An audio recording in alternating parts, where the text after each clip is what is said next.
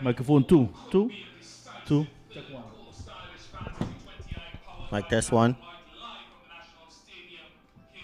Yeah.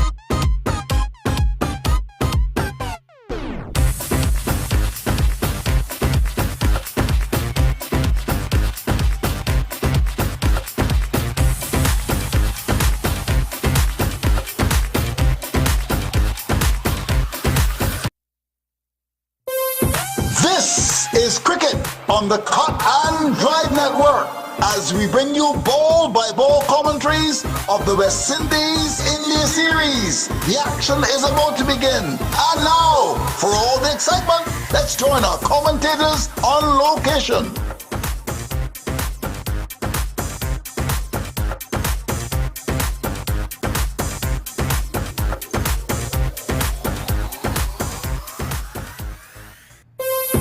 This is Cricket on the Cut and Drive Network as we bring you ball by ball. And welcome to the beautiful land of many waters, the lovely English-speaking country in South America, the only one, in fact, bordered by Venezuela, Brazil, Suriname, and the Atlantic Ocean. It's Guyana, where the third T20 international between India and the West Indies are about to get on the way. The land of 6 races and diverse cultures have experienced a victory on Sunday, where the West Indies beat India by 2 wickets. A close match, but at the end of the day, the West Indies are 2-0 with 3 matches to go. One would hope that today's encounter would be just as good as the other 2 matches. Jermaine Neblett, the former Guyana fast bowler, is alongside me. Jermaine, another beautiful day for cricket here at the National Stadium as we get ready to tell you what has transpired so far with the toss. Good morning to you, Matthew. Good morning to all our listeners in Radio Land. It's a lovely day. The stage is set. I think it's going to be a very competitive game today, taking into account the 2 previous games. They were all competitive, and today would be no different. So let's give you the news quickly. In this third T20 of the Kuhl Stylish Fans T20 series, West Indies versus India, powered by Black and White. The match referee for today is Sir Richard Richardson, and the on-field umpires Patrick Gostard from Jamaica and Nigel Duguid from Guyana. The television umpire, Leslie Rifford Jr., and the 4th umpire would be Gregory Brathwaite. Well, the news is that the West Indies have won the toss and have elected to bat. Well, one change they've made in Roston Chase, the Barbadian off-spinner, coming in for the injured Jason Holder. He picked up that injury in the last match on Sunday when he was out-stumped, and you saw him falling over a bit and having to hobble off the field. So Chase is in for Holder. And for India, Jaiswal, the young man, the young 21-year-old, makes his T20 international debut for India. He's in, of course, at the expense of Ishan Kishan, and Kuldeep Yadav, the left-hand leg spinner or Chinaman bowler, is back in the side, and out goes Ravi Bishnoi. So 2 changes for India, 1 for the West Indies. Let's hear the thoughts of Jermaine Neblett on the changes for these 2 sides. Well, I think looking at it, India, they had to make some changes. The West Indies, of course, with Jason Holder being injured, the obvious choice was to just bring in Royston Chase. I think at this time, the West Indies won't want to be making too many changes, especially leading 2-0 on the next hand. I think India have some catching up to do, and they would need to just do the little things that they did wrong in the previous matches, and hopefully that they could be able to be, to show a different show this wrong. 9 bilateral series between these 2 sides. India have won 6. They've been dominant. The West Indies 2. And you look at the teams that have been put together. Brandon King, Mears, Charles, Puran, Powell, Hetmaya, Shepherd, Chase, who comes in, Hussain, Joseph, and McCoy. For India would be Shubman Gill, Jaiswal, who makes his debut, Yadav, that's Sky, we call him, Varma, the young 20-year-old who has done very well in his 2 outings so far. Sanju Samson will be involved in wicket-keeping duties for today. Hardik Pandya, the captain, Patel, Yadav, Arshdeep Singh, Chahal, and Mukesh Kumar. So, good contest, well and truly on. India, 2 down, if to put it that way. They've been dominant in T20 internationals, and against the West Indies, of course, they've won 17 matches. The West Indies have won 9 so far in 27 outings with 1 no result. So you're looking at a situation where they're now on the back foot, and Jermaine Neblett with 2 matches back-to-back to be played in Florida, Saturday and Sunday. India need to win this game. Yes, most definitely. They need to win this game, and, it will be quite interesting to see how they start. The last time these 2 would have met here, you would have found that the openers, Kyle Mears and Brandon King, King, in fact, was out in the very first delivery that was bowled in that innings. So it would be very interesting to see how the Indians would go, taking into account, there is some amount of cloud cover. Not no rain, no threat of rain really, but the cloud cover and probably a little morning moisture probably would possess a different kind of challenge for the West Indian batsmen. So I would think that the Indians, would kind of fancy their chances on bowling on this track. And using the same pitch that was used on Sunday, Jermaine, you expect anything different or maybe the same sort of play in terms of what the pitch will give?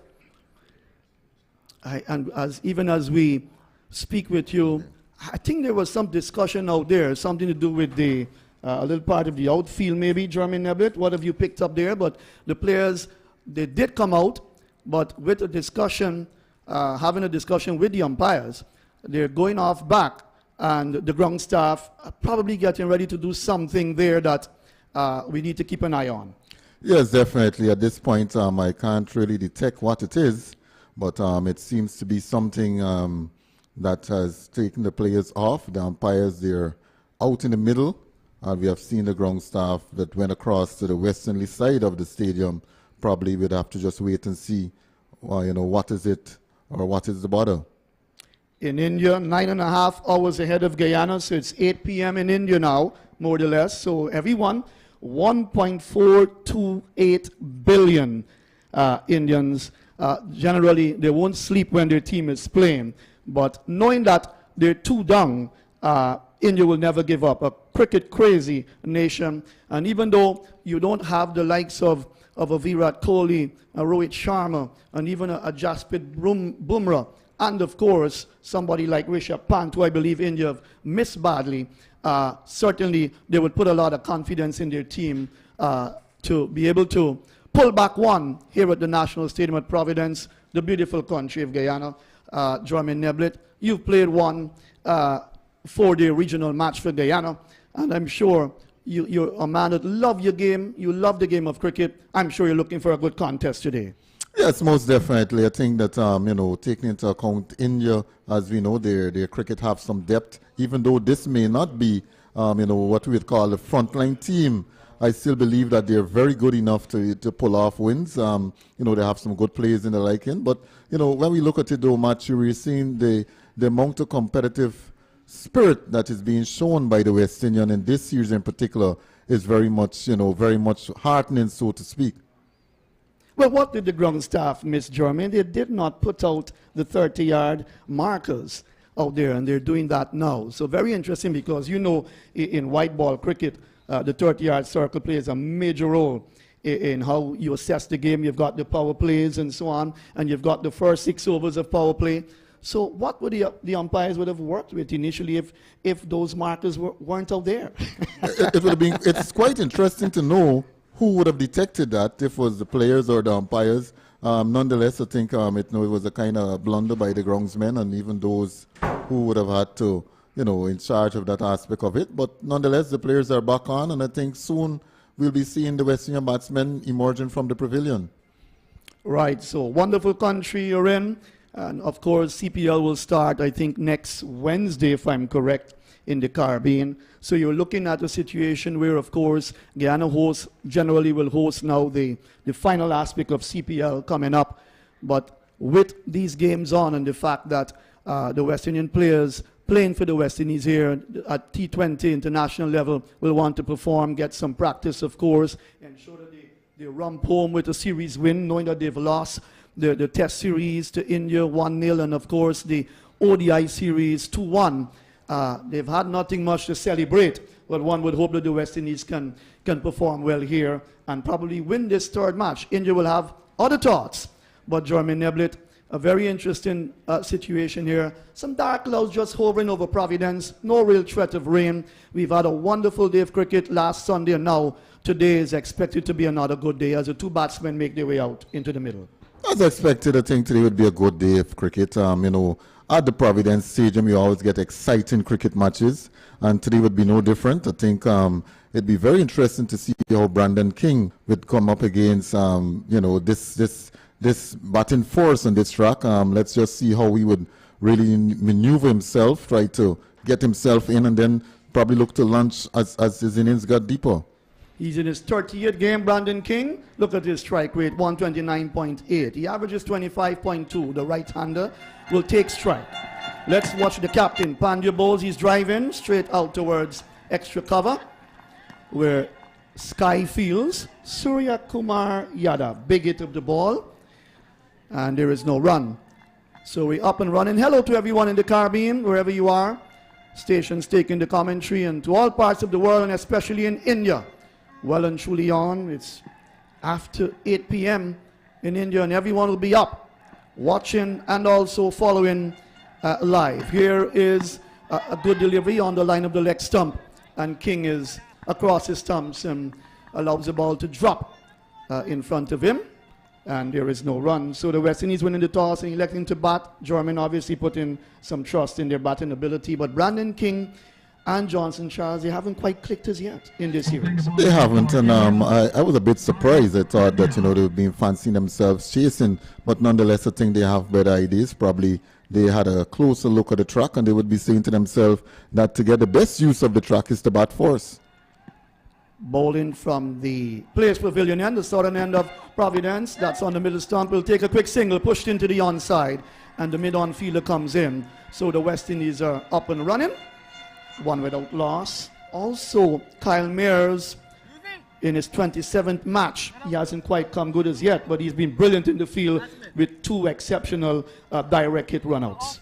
Well, I would say that he got some starts. He was looking good in the last game, and then he got out soon after, playing a beautiful shot. But I think that he's one of the players that, that once his confidence is up, he could be, a very good player in the making. The left-hander from Barbados takes his first ball. Pandya bowls over the wicket. He is easing that down towards, steering that down towards Arshdeep Singh in the gully area. And he's yet to score. A nice little crowd building up, Jermaine, maybe about, 1,500 persons thereabout. I'm not good at calculating crowds, but I'll tell you what, it's a working day in Guyana. It's Tuesday. Definitely, and I think the crowd would improve as the day progresses. Pandya comes up. He is driving that through the covers. Checks the shot a bit as he eased it into the cover area. The fielder comes around from the backward point boundary. That's Chahal. He fields one more to the total. And the West Indies move up now to 3 without loss. King is on 1. Mayers is 2. So he picked up 2 there. And the West Indies winning the toss. Hardik Pandya bowled very well in that game on Sunday. He had a double blow where he removed Brandon King first ball for a duck, and Johnson Charles in the very over. At one stage, India were 2 for 2 in that game, and then 89 for 4. Pandya leading his charge as well. Bowls on the middle stump. Forward comes Kyle Mayers and plays back to the bowler. As the first over comes to an end, and here at the National Stadium, the West Indies winning the toss and electing to bat 3 without loss, the latest score from Providence. Good over bowl there by Pandya, just keeping the ball between wicket to wicket, not giving the batsman anything away. Just looking at the way how those few deliveries came, you find that Kyle Mayers and Brandon King, they're not going hard at the deliveries. They're allowing the ball to come onto the bat, and this is something they would have to really work on doing, especially in these early stages of this game. They cannot go hard at it. They have to just wait on the ball, watch the ball onto the bat, and then they'll be able to set themselves as their innings progress. So Arshdeep Singh, the left-hand medium fast bowler, 24 years old, in his 29th match. He hasn't done that badly, Jermaine. 44 wickets on his belt. But when you look at his economy rate of 8.37, you would want to get that down. But many of the good fast bowlers, as he bowls, and that's slashed away, and that's taken by Sampson. Big shot outside the off stump by Brandon King. Missed completely. A little bit of away movement for the left-hand medium fast bowler. And that was a very good delivery indeed by the young man, Arshdeep Singh. 44 wickets on this belt, but many of the fast bowlers, their economy rate tend to be a bit high. Yes, in T20 international. Yeah, T20 is the kind of cricket basically it's for the batsmen mostly, and I think most fast bowlers are good enough to average about 6 to 7 runs per over. From the media center end, he bowls, and that's wide of the off stump. White call by the umpire. That's Nigel Duguid. the local boy from Guyana. So one more to the total. It's 4 without loss. And he's standing in his 40th T20 international. Nigel Duguid. Patrick Gustard standing in his 18th T20 international. And he's from Jamaica. Here is Arshdeep Singh. He comes in now, passes umpire Duguid. He's up there now, bowls to King. King is driving off the inner portion of the bat, not timing the ball that well as it comes down to mid-on, where it's fielded by, that's Kuldeep Yadav, who's back in the side, and there is no run. As King at this time is kind of guilty. He's not getting close to the pitch of the delivery.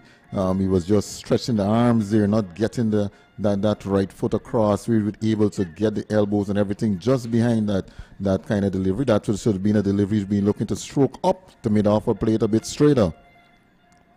Singh rushes in once more, comes up, bowls to King. King drives, good shot, but straight to Surya Kumar Yadav.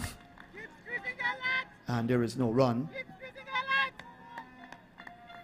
So we've got Shubman Gills that slipped. There's a backward point. When in fact there's a short third man. Backward point, there's a cover on the boundary. Extra cover mid-off. There's a mid-on, mid-wicket. And the man on the long leg boundary. I make that. Singh bowls once more to Brandon King. He's driving. Nice shot. Beating the field at point. Out towards the boundary. That will get there now, and that's 4. Good shot. Up on his toes. Off the back foot and smash that gloriously down behind point as he moves on to 5, and the total now has gone up to 8 without loss. Lovely shot there by Brandon King, just waiting for that ball to come on to him, just easing it past backward point and able to get 4 runs. And that's what you need to be doing on a track like this. You need to just allow the ball to come on to the bat and just don't go pushing hard at it. Singh back to the top of his mark, begins to move away from the media center end. He comes up now, he's in bowls to King. King drives back past the bowler. A little bit airish, but not a chance by any means, as it comes down straight behind the non-striker's stump. Nicely tidied up by Kuldeep Yadav. They get a single. He moves on to 6. It's 9 without loss. 1 delivery left to complete over number 2. So the West Indies winning the toss here. Very confident at this stage, Jeremy Neblich, simply because you've won the first 2 ODIs. You cannot look at a situation where you're thinking, from an Indian standpoint, we don't have the big players. You're playing T20 international cricket. A win is a win. A series win is always a series win. And that's how the West Indies have always got to look at it. It's not about if you're playing against some weaker players who are less experienced, so to say, but the Indian side is a pretty balanced side nevertheless. Hardik Pandya is a very good captain and a very good performer for his team. I think he's led the charges, not too bad at all. Singh comes up, he's in bowls to Mears. Mears checks the shot on the back foot, stabs it out into the offside. The over comes to an end, 2 gone. The West Indies are 9 without loss here at the National Stadium, which is the latest score from Providence.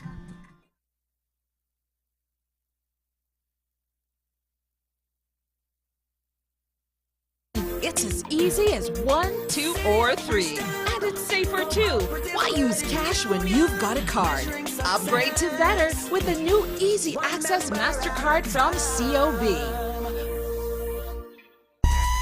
This is Cricket on Cotton Drive.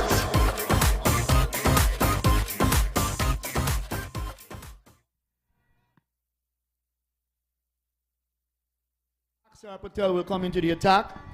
The left-hand spin bowler, and he will have some work to do. The 29-year-old in his 43rd T20 international. He comes in now and he bowls to Brandon King, who's off the back foot, and that's smashed gloriously through extra cover and down to the boundary for 4. That's a good-looking shot from Brandon King. He's very strong through the offside, and even the fielder from long off on the boundary had no chance. The 2 men outside the 30-yard circle, 1 at long off, 1 at mid-wicket, and that's another good-looking shot from Brandon King. Yeah, that's perfect timing there by Brandon King. The ball a bit short, just got into his crease and just punching it and able to get 4 runs. Lovely shot.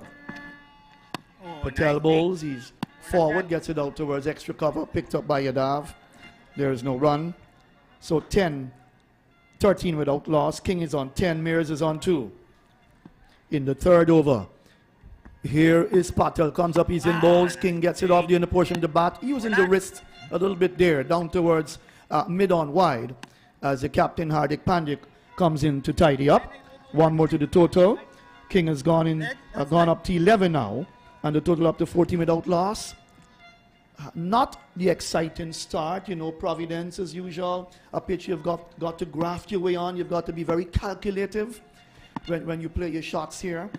As Patel bowls over the wicket, that swung away between the short third man inside the 30-yard circle and backward square and down to the boundary before finding the gap nicely. Kyle Mears, and he picks up a boundary to carry his total up to 6. And the West Indies total now has progressed up to 18 without loss. Good shot there by Kyle Mears, just gotten inside the line of that delivery and able to just use the angle and get 4 runs. Axar Patel tends to keep the ball a bit down, doesn't flight it that much. That strikes him on the pad, I would make it, as the ball bounces out towards Chahal down at backward square. Must have got a little bat onto that as well, then from the pad.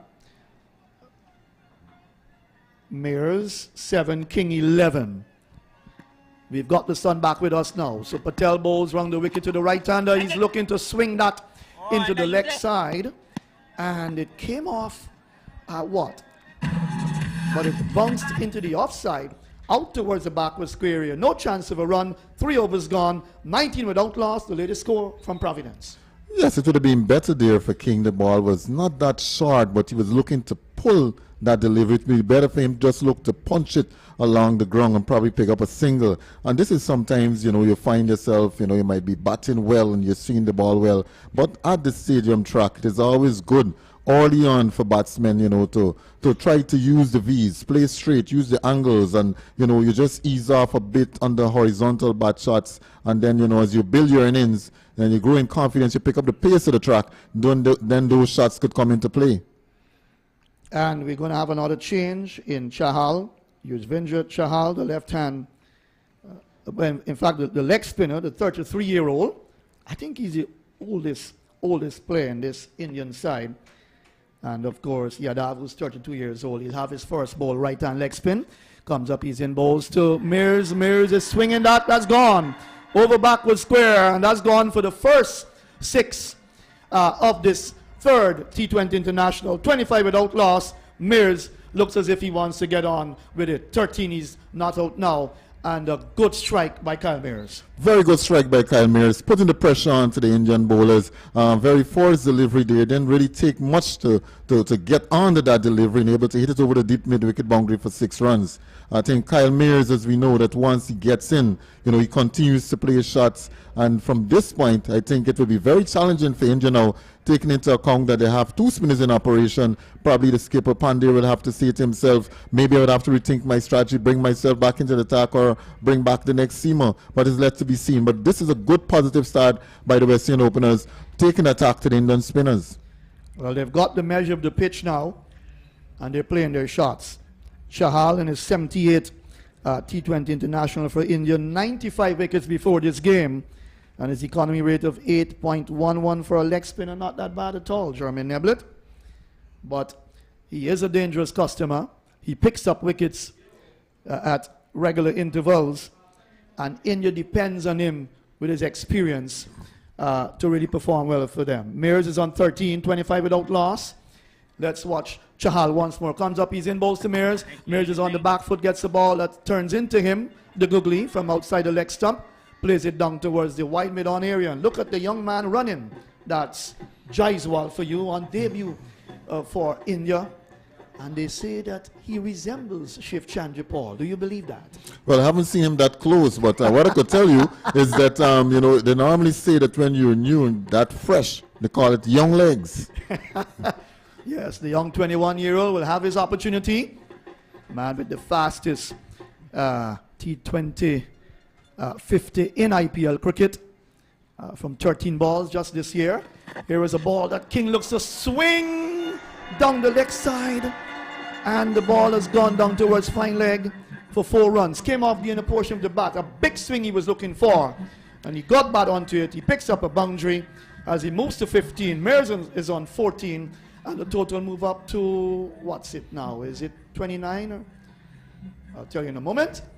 It's gone up to 30 without loss. Big swing from Brandon King there, Jermaine Neblett. What was he attempting to do? Well, he was probably looking to hit the ball over the vacant long on position. It was there for the shot, but the only problem is that he wasn't to the pitch and his head was up in the air. Is he reading Chahal well? This time he's on the back foot, reads the leg spin well, and just plays it into the onside, and there is no run. Short third man inside the 30-yard circle. Backward point cover. Extra cover. There's a long off. We're still in the power play period. There's a mid-on in the captain. That's Hardik Pandya. Mid-wicket on the boundary. Short backward square and a short fine leg. Here's a ball that kept low. Rushes onto Brandon King, looking to swing the ball into the leg side, maybe over the square leg area. And it thumped into his pads, but that would have been missing leg stump by a mile. Yes, it would have been, but as I said early on this track, those kind of deliveries, once it's at that length, it's better you punch the delivery instead of pulling. Here is Chahal, comes up, he's in bowls to King. That's a good delivery, that came back into him, kept a bit low. He is forward, plays it into the onside. He overcomes to an end after 4. The West Indies winning the toss and electing to bat here in the third T20 International against Kenya. They're 30 without loss, which is the latest score from Providence. Cricket commentary comes to you with the kind compliments of the Sports Network. Located in Berbice, the Sports Network provides coverage for radio and television. So let our experienced broadcasters provide the coverage you need for your event. Give us a call today on 651-7661 or WhatsApp 518-986-9681 or email sportsnetwork@yahoo.com. The Sports Network. Coverage is what we do. Patel continues, first delivery looking to swing down the leg side, and it bounces just behind the stumps for the keeper to tidy up. That's Sanju Samson. Wicket-keeping duties today. Here is a ball that strikes him on the pad. Missed out on that one there. Kyle Mears looking to swing the ball away. Mad rush of blood, as he would say in Guyana. He's kept on 14-15 to King. King 15 from 16, Mears 14 from 10. And in the fifth over, the West Indies are 30 without loss. Big contest on there with their two spinners on now. And India looking for a victory. They've made the changes. They brought in two players back. Well, first up for the young man Jaiswal, that swung away down towards backward square, where Kuldeep comes into play. He's back in. A little bit of injury when they were in the Nets practice on Saturday before that game on Sunday. But he's back in now. And they're certainly glad to have him back. He's one of the key bowlers, spin bowlers. And of course, Chahal, the right-handed King, comes in to strike on 15 from 16. The fourth delivery of over number 5 is bowled by Akshar Patel. That's on the line of the middle leg. He's forward and plays it out into the onside. And there is no run. The commentary team for you today, yours truly, Matthew Kissoon, Jermaine Neblett, John Ramsing, and Anthony Kemraj, who will join you shortly. Here is a ball that he backs away from, looks to give himself room. That kept very low, Jermaine Neblett, as it went through to Sanju Samson. And there is no further run, 31 without loss. Yes, I think King is trying to experiment too much here this time. Patel comes up, he's in that short, and he's punching that down towards long off, where the fielder comes in to tidy up. One more to the total. And as the over comes in, 32 without loss, 5 overs gone. King is on 16, Merzon is on 15. More toss from Jermaine Neblett, and then for the first time this morning, it will be Anthony Kemraj. Yes, I think one of the most important things the batters need to be doing at this time is not to incur too many dots. You know, just try to work the ball, get the singles. You know, you won't be getting boundary opportunities as frequently as you may want to believe. But, you know, it's good to just look to get the ones, look to get the twos. You know, don't incur too many dots. Put some pressure on the bowlers. Look to run between the wickets and this kind of stuff, which will be able to build your confidence and set a good platform for the others to come. As I say, good morning and welcome to Anthony Kemraj. Good morning to you, Jermaine. Good morning to you across Radioland. And it's a brilliant sunshine here at the Providence Stadium in the East Bank of Demerara in beautiful Guyana. Chahal will continue. He will start over number 6 from the media center end to bowl to King. And King is pulling it down past the wide long on area, which is vacant, and it goes into the boundary for 4. I get the distinct feeling that Brandon King has come to play here today. He's very serious. 36 for no loss. Good shot there. Good shot there by King. Delivery that was short, and he got back into his crease, deep into the crease, and hit it over the vacant long on position. One bounce into the boundary, 4 runs. Good shot. Yeah, he has come out in very aggressive nature. Here is Chahal, bowls to King. He's whipping the ball on the onside, finds the gap towards deep mid-wicket. The fielder comes off the boundary. That's Varma. Rifles a return in to the keeper. That's Sampson. So the score keeps ticking over. That's nice to see. If you aren't getting boundaries, turn the strike over. That's the way to go. The left-handed Mears comes into strike. So King has 21 from 21. Mears 15 from 11. 37 for no loss in over number 6 correction here at the stadium. Here is Chahal. He's up there, bowls to Mears. He's going back. Looks for an expansive drive. Misses taken by the keeper. And Chahal will want to use up his experience. Very versatile with the ball in hand. He's very eager to play in every game that India plays. Very nice personality. Here is Mears looking to flick. Struck on the pad as the ball will roll out towards the gully area.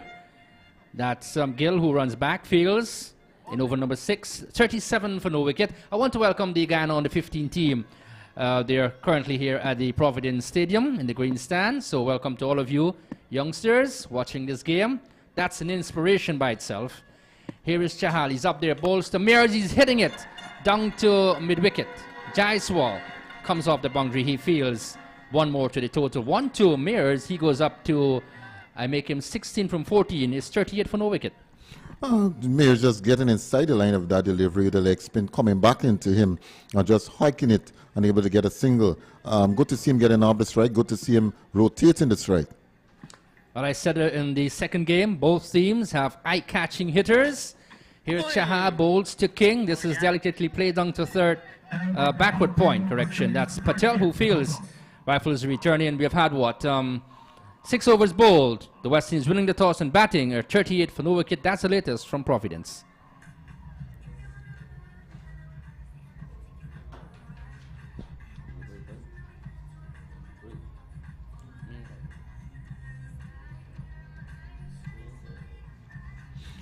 Yes, we have seen here, Anthony, the Indians not being able to get any wicket at the moment. The West Indians, they're going nicely, not the start that I think that many would have wanted to see.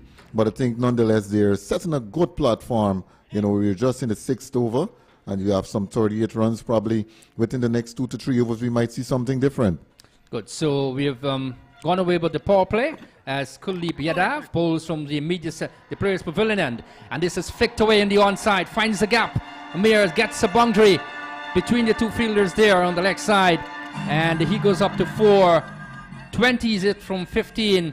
King is 21. That was nicely done there, Jermaine. Yes, it was nicely done, and it shows that, you know, on this track that once you just buy your time, wait on delivery to come to you, and then you watch it on to the bat and you're able to play. You get value for your runs. Brilliant sunshine. Kuldeep Yadav will continue to Mears. He's up there, bowls to Mears. He's struck on the pad as he shapes to maybe heave this one over mid-wicket. So for the left hand on the onside, there's what? Short fine leg. There is a long on, deep mid-wicket, deep backward square. That's on the onside. Give you the offside feeling moment. But it's absolutely brilliant weather for cricket here. Here is Yadav. He's up there, bowls to Mears. He is flicking the ball straight to the fielder at mid-wicket. That's looks as though it's Varma who comes off the boundary. He fields, and they get one more. 43 for no wicket. Good rotation in the strike, and I like this, Jermaine. I always advocate for this. Turn the strike over. That is something good you can do. Definitely. You don't want to incur too many dots, especially in a T20 game. You want to make use of every scoring opportunities, and if possible, look to score singles off of good deliveries. King settles. Here is Yadav. King is coming down the track, and this is big and mighty. That's gone for 6. Massive hit by Brandon King. 49 for no wicket. King's 27 from 23. Mears is 21 from 17. The West Indies are on top. Yes, lovely shot there by Brandon King. Use of the feet. Keep the body still. Good position and able to hit that right back over the bowler's head. 6 runs right up to the top of the main pavilion there at the National Stadium. Good timing, Brandon King. Excellent timing so far from King. He settles. Here's Yadav, bowls to King. He is going back. Might have been deceived with the flight as the ball goes out into the offside for Yadav to field. And the score remains at 49 for no wicket. But the West Indies, they have come out with some purpose, I can tell you for sure. And these two, Mears and King, are having a very good time at the moment. India, you can write them off. Here is Yadav. Comes up, bowls to King. He's sweeping down to backward square. That's Arshdeep Singh who comes off the boundary. He fields. 7 overs gone. 50 for no wicket here. 28 is King and 17 is, in fact, Mears is 21. That's the latest from Providence. What have been good so far about this West Indian batting, Anthony, is that we have seen the Indian bowlers, they have not bowled badly. You know, the West Indians had to really come out and look to score. And this is something good to see that, you know, they're not getting bad deliveries. You know, they have to work their way into scoring shots. And I think so far they have done that well. On the next hand, I think the Indians probably would have liked to themselves, probably Pandey or Singh could have probably bowled an over an extra. But I think early on they probably thought that, you know, they would have had the West Indian batsmen some problems in bringing on the spinners this early. So this is Axar Patel, continues from the media center end, starts over number 8, bowls to King. He's finding the gap, straight down to deep cover. Jaiswal comes off the boundary, and one more. So the 50, in fact, they're 51 for no wicket, and over number 8. Steady progress here by the West Indies openers, Jermaine. Steady progress, and I say early on that once you have yourself set, you'll be able to play those kind of shots that they're now trying to, and probably would see some increase within the next 2 overs or so. Here is Patel, bowls to Mears. He is opening the face, straight to backward point. That's Varma is in the way. He fields. 51 for no wicket, over number 8. Brilliant sunshine here at the stadium. Patel bowls to Mears. This is uppish on the offside. Down past the cover, which is deep, and we'll get a boundary. 4 more to Mears. The runs are flowing. 55 for no wicket. He goes up to 25 from 19. King is 29 from 26. And as I said, it's 55 for no wicket. Good boundary there from Mears. I don't think he really got hold of it in the way and manner in which he would have wanted to. Nonetheless, I think he would take the boundary anyhow. Good morning to a very good friend in Barbados, Andrew Mason, if you're listening. Here is Patel, and this is Mears heaving it high towards the onside. That's the fielder, that's Arshdeep Singh, takes the catch down at forward square area. And he goes back to the pavilion for a well-played innings of 25, and I thought that he was getting it really well for the West Indies. 25 from 19. The West Indies lose their first wicket. Good bowling there again. As you see, Mears would have been guilty early on trying to play the cross-butted shot, and this delivery was a bit stifled slower. And, you know, pull back the length a bit, and Mears just trying to hike that delivery over the deep mid-wicket boundary, just get a leading edge ball spooned into the air, and an easy catch being taken out there in the deep. But this is, again, you know, Anthony, when you look at it, that I think Mears would have said to himself, he's a bit undone, looking good, looking set. One would have expected him to probably to go on to score maybe some 50, 60 runs in the manner in which he was beginning to look within the last 2 to 3 overs. Yes, you know, he was looking well set, and this is the thing I'd want to expand on. You know, when you're well set, go on, press the accelerator, you know, keep your opponents down. You don't want to lose a wicket. The momentum was already building there, but nevertheless, he's back in the pavilion. And we now see Johnson Charles, some 44 matches to his name, at a strike rate of just over 129, a best of 118, and these two, Jermaine, will be looking to press further home for the West Indies. Yes, they have to press home, you know, at least by the halfway stage. We'll at least like to be somewhere around, you know, 70, 75, 85 runs, somewhere around there. And they could see them, they would be comfortable with that. Johnson Charles settles. Here is Patel bowls to Charles. He's beaten outside the off stump. He hasn't had the series that, you know, we're expecting of Johnson Charles. A very quiet series. And a few were speculating that, you know what, Charles wouldn't play today. Here is Patel, bowls to Charles down the leg side. Misses, taken by the keeper. Wide signal by the umpire. One more to the West Indian total. 56 for 1 in over number 8. King has 29 from 26. And Charles hasn't scored as yet. Brilliant sunshine here at the Providence Stadium. Lovely place to be here in Guyana. Here is Patel, bowls to Charles. He's struck on the pad as he comes forward. And that completes over number 8. The West Indies winning the toss and batting here at the stadium are 56 for 1. King is 29. Charles hasn't scored as yet. That's the latest from Providence.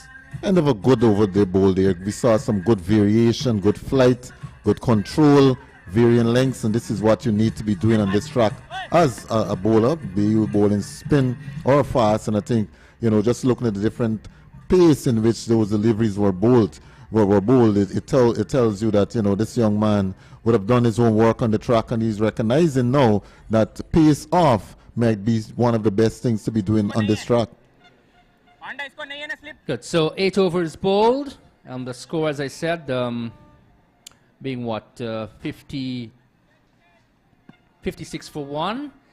As Chahal will continue from the Players Pavilion end. Brilliant Sunshine bowls to King, straight to long on. And I thought for a moment that Arshdeep Singh would have gotten there, but he cut it off nevertheless. And one more to the right hand. He goes up to 30 from 27. A little bit uppish there though, Jermaine. A little bit uppish. I think what he was looking for really is to get a little bit more on it. He was looking for maximum. He didn't get that. Luckily for him, I don't think that he probably would have cleared the boundary. But nonetheless, I think that, you know, he lives to fight another day. On the next hand, Charles now coming in to face his first delivery from the leg spinner would have to be very watchful and not just plodding forward, just being very watchful in the ways in which he goes. Here is Chahal, bowls to Charles. He's flicking on the onside, straight to long on. This is Singh, comes around, he fields cleanly. Rifles return to the striker's end. Sanju Samson, he fields. And the one more to the total, 59 for 1. King is on 30. Charles is off the mark. He is on 1. It's just a pleasant feeling, you know, when you're out there and you get off the mark. That's a wonderful feeling. Here is Chahal. He's up there. Balls to King. He's whipping the ball on the onside. That's Patel who comes off the boundary.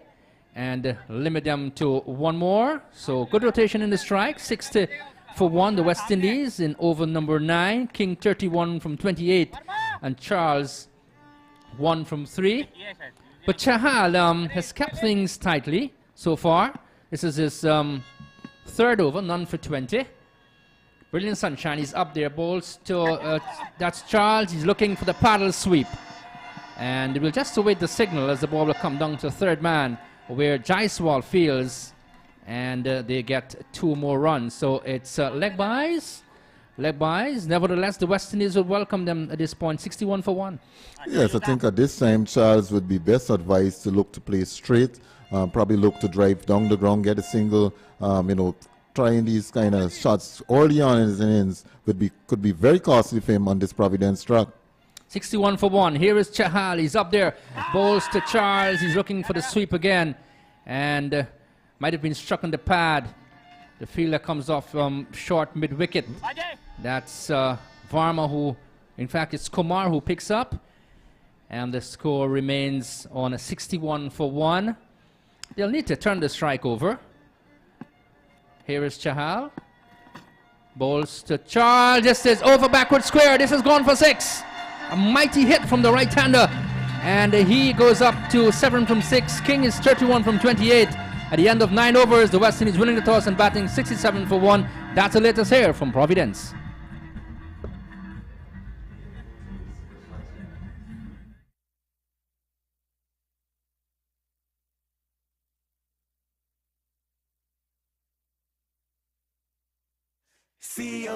Tap, swipe, or pin. It's as easy as 1, 2, or 3. And it's safer too.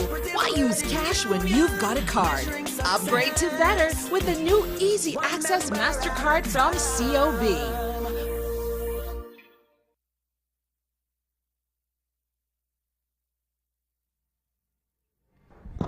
Welcome back here at Providence. Axar Patel continues from the media center end. Bowls to King. He's turning it fine.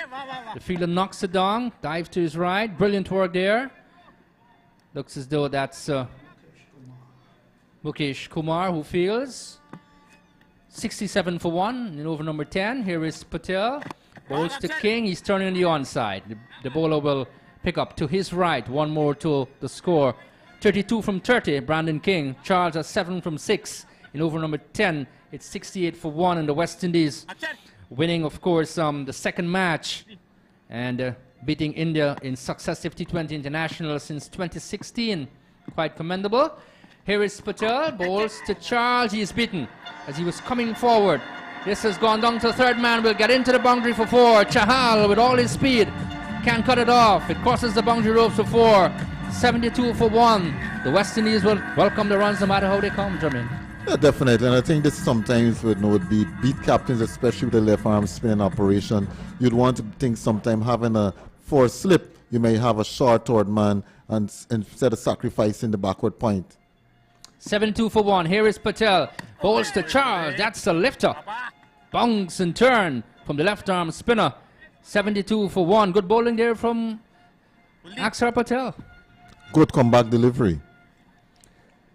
Here is Patel with a solitary slip now in place. Bowls to Charles. He's beaten outside the off stump. He doesn't seem certain. 72 for 1 in over number 10. He's getting some troubles here. Yes, he's getting some troubles. Patel has picked a good line and a good length and he's getting some good turn and bounce. Here is Patel, bowls to Charles. He's turning on the onside. Gets a single. Over number 10 completed, 73 for 1. King is 32 and Charles has 12. That's the latest from Providence. More from you, Jermaine. Then it's going to be Matthew Kisu. Cricket commentary comes to you with the kind compliments of the Sports Network. Located in Berbice, the Sports Network provides coverage for radio and television. So let our experienced broadcasters provide the coverage you need for your event. Give us a call today on 651-7661 or WhatsApp 518-986-9681 or email sportsnetwork@yahoo.com. The Sports Network. Coverage is what we do. This is Cricket on Cotton Drive.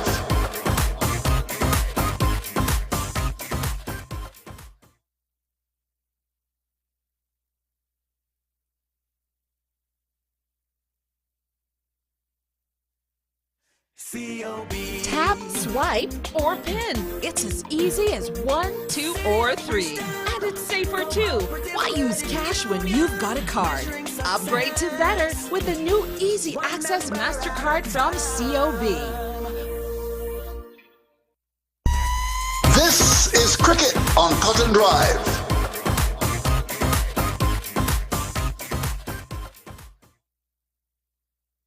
Come back to the National Stadium at Providence. It's the midway break that is coming to an end now. John Ramsing has joined me now, a very familiar voice of John. Good morning to you, John. 73 for the loss of 1. It's been steady going by the West Indies after winning the toss. At the end of 5 overs, they were 32 without loss, and then they lost Mears, caught Arshdeep Singh off the bowling of Patel for 25. 20 balls he faced. It was 55 for 1 then in the 8th over.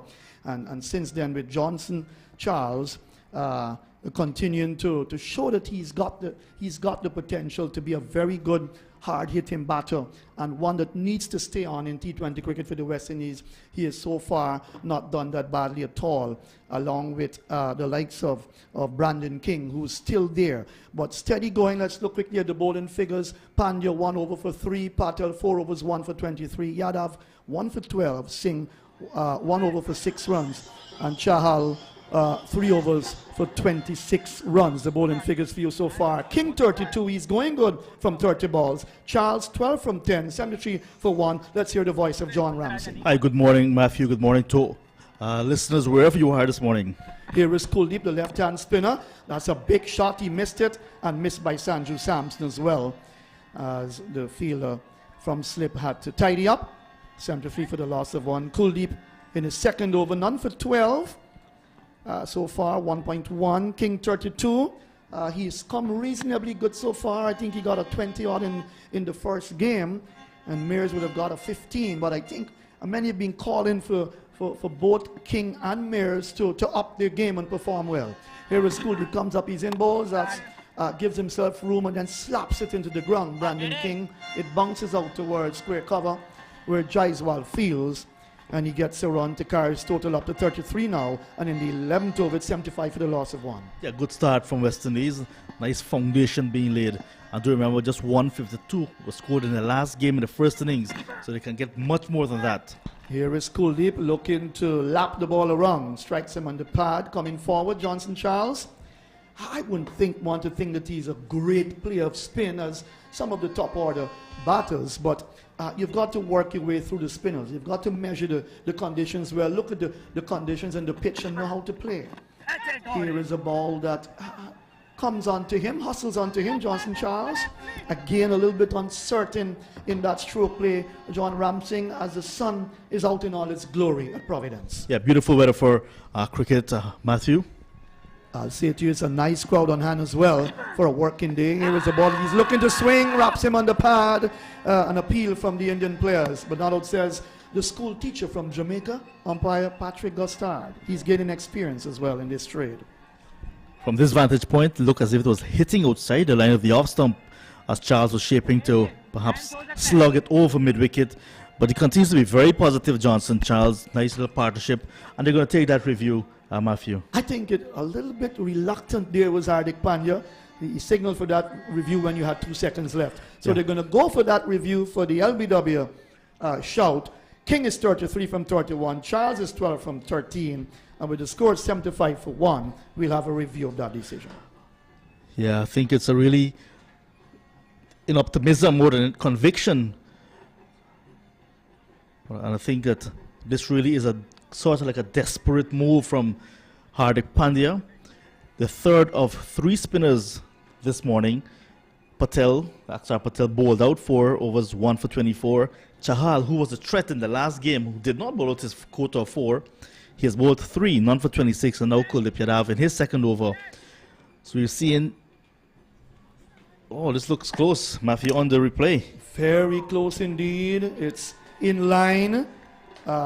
Pitched on leg stump, hitting the stumps. So good review taken by Hardik Pandya, the captain, a very shrewd captain, growing in confidence as a leader for India, knowing that no Rohit Sharma is here. So Johnson Charles with 1-4 and 1-6. LBW bowl Kuldeep for 12, and the West Indies have lost their second wicket now, John Ramsing. Well, with hindsight, you can say definitely a good review being taken. And they deliberated a long time before actually taking it.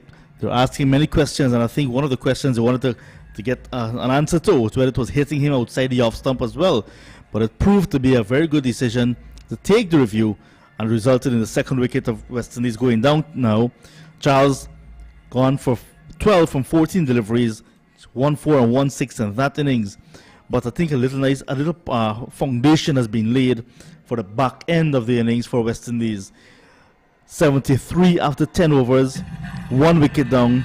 They really would like to at least not only double that score towards the back end, but add a little bit more. So if you look maybe to get at least a 165 from that start. Right, so Nicholas Pooran, the man that everybody loves in terms of white ball cricket. He hasn't ever played a test match for the West Indies, but he's excellent in terms of white ball cricket. Comes out in his 78th match now, Nicholas Pooran. Look at his strike rate, 131 plus. So you look at a young man like him, he's played well so far in the first 2 matches, takes his first ball and he's sweeping down towards a deep backward square where Chahal fields, comes off the boundary, and he gets himself off the mark. Picked up in terms of his form in that Major League final that's in Texas. 76 for the loss of 2, 11 overs gone. King 33, Pooran off the mark, and Johnson Charles just out for 12 from 14 balls. Successful over for India. Kuldeep Yadav getting his first this morning. Good wicket to get because you want to stem the flow of runs. West Indies not going at a very fast rate, under 7 runs and over. But with wickets in hand, India could have been thinking that they're going to be chasing leather because a foundation, like I said, was laid. And the informed Nicholas Pooran is now in the middle. Shimon Hetmyer still to come. You've seen a little bit of flashes of brilliance from him in the last game. And of course, Captain Rovman Powell, who's also very capable and a dangerous batsman towards the end of an innings. And then we can also depend on Romario Shepherd, if needed, to get quick runs. So India really needed that wicket, coming at a very good time for them. But Johnson Charles and Mears, they're gone. Brandon King is set. Right, so Pandya 1 over for 4 runs. Will come back now from the media center end. He's up there now, balls to Puran. Puran stabs it out into the offside, picked up a short backward point. There is no run. It is 90th T20 international for India. He's got some experience on his belt, the 29-year-old Indian captain. 141.1 is really his batting strike rate, but he's pretty good. Hardik Pandya, and a very good all-round cricketer, 66 sixes and 94 fours in terms of T20 international. So Pandya with bat in hand, so he's an excellent cricketer, and I think all of India banking on him in the future. Here is a big swing by Puran, not timing the ball well, got it up towards the mid-wicket area. Off the boundary comes Patel. One more to Puran. He's gone up to 2 now from 3 deliveries. King comes back into strike on 33. It's 77 for the loss of 2 in the 12th over. Puran looking to continue from where he left off in the last game, backing himself to play some big shots very early, but not timing the ball just yet. The pitch is the same that was used 2 days ago. So looking at that and perhaps using muscle memory, but Pandya just mixing it up just a little bit. That was the leg cutter to the left-handed Puran. Here is Pandya's straight approach. Comes up now, he's in bowls. And that's a drive through the cover area. Nice shot down towards the boundary area where the fielder does some work there. Looks like Shubman Gill. And he gets one. That traveled very quickly from Brandon King's bat. He's up to 34 from 32, and in the 12th over, the West Indies are 78 for the loss of 2. So they've lost. Of course, Mears went for 25 and Charles just out for 12. So King and Puran looking to push the total on. They need a good total here. The current rate is 6.78. That's swung away. That's gone down towards Arshdeep Singh on the long leg boundary. And one more to Puran. 79 out for the loss of 2. Look at that run rate, 6.77. And on a Providence pitch, John Ramsing, you've always got to work hard in this version, in this format of the game to graft your runs for your team. Puran not timing that one. Maybe pitch being a bit too paced because a short ball, tennis ball bounce from Hardik Pandya, and Puran pulling, almost carrying to hand at fine leg. The right-hander settles Brandon King, the man from Jamaica, and wraps him on the pad going down the leg side, a little bit high as well, looking to force that through the offside. And Guyana boasts one of the highest single drop waterfall in the world, the Kaichur Falls. John Ramsing, you've been there, I suppose?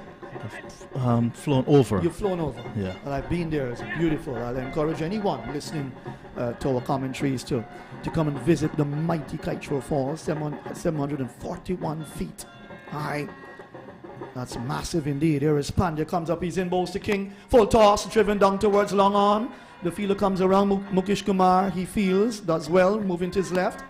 One more to the total, one more to Brandon King, 35 from 34 now. And at the end of 12 overs, the West Indies winning the toss and batting here at Providence. They're 80 for the loss of 2.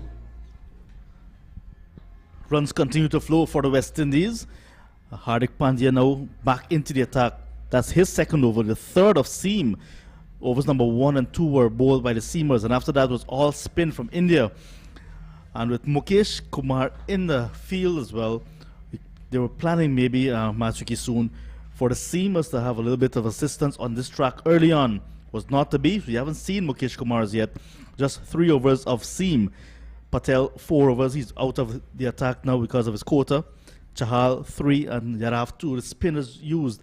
And I think Pandey wanted more in terms of production from the spinners. But so far, West Indies keeping them at bay. Kuldeep starts his third over, 1 for 14 so far, and that's off the back foot. He backs away and then forces it out through the cover area. The return comes in, he gets another run. John, I should say to listeners that the Kaichur Falls is 371 feet wide. Very interesting, the elevation 1,581 feet high. You look at that and you look at the fact that our ecotourism is picking up nicely in our country. Lots of lovely resorts. And of course, we boast the world's largest water lily, the Victoria Amazonica. Here is a Puran down the track that came off the under edge of the bat and then bounced away into the offside for Samson to come around to his left to pick up. No run. He checked the shot there. But really not for the drive. It kept low. Got it off the bat into his pads.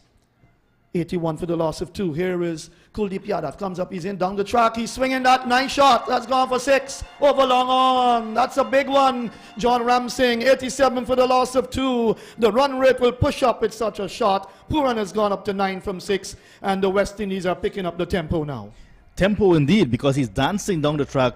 Nice shot. Just shimmy down the track and hitting it. Lots of bottom hand in that one as well. Over long on. So you will have to be very careful. Do not want the ball that full to a man in form. Yes, here is Kuhl once more this time. He is playing the reverse sweep shot and picks up a boundary. That would have been in the offside position. Extra cover. Playing the reverse sweep shot, and he picked up another boundary. So it's a 6 and a 4. Pooran is up and running. He's picked up from where he left off, as we said, in Texas in that finals. And he's doing very well for his team so far. He's in good form. And another boundary to Nicholas Pooran. Yeah, that's a very good reverse hit that you may want to say. Very well played. The execution was perfect. Here is Kuhl bowls on his leg stump, turning into him, the left-hander. He works it away nicely out for a single. The carries total up to 14 from 8 deliveries. So you very well know that his strike rate is always excellent. 92 for the loss of 2. One delivery left to complete. Over number 13. Look at that run rate now. It's moved up to 7.17, and Kuldeep's figures have been a little bit shattered here. 1 for 26 in his third over. But he's one of the better bowlers for India, of course. Missed out on the second T20 because of a little injury picked up in the practice on Saturday. That's a shot in no man's land there from Brandon King. He backed away, and it came off the inside edge, down to fine leg, picks up a run. King moves to 37, Pooran is 14, and at the end of 13, the West Indies are 93 for the loss of 2.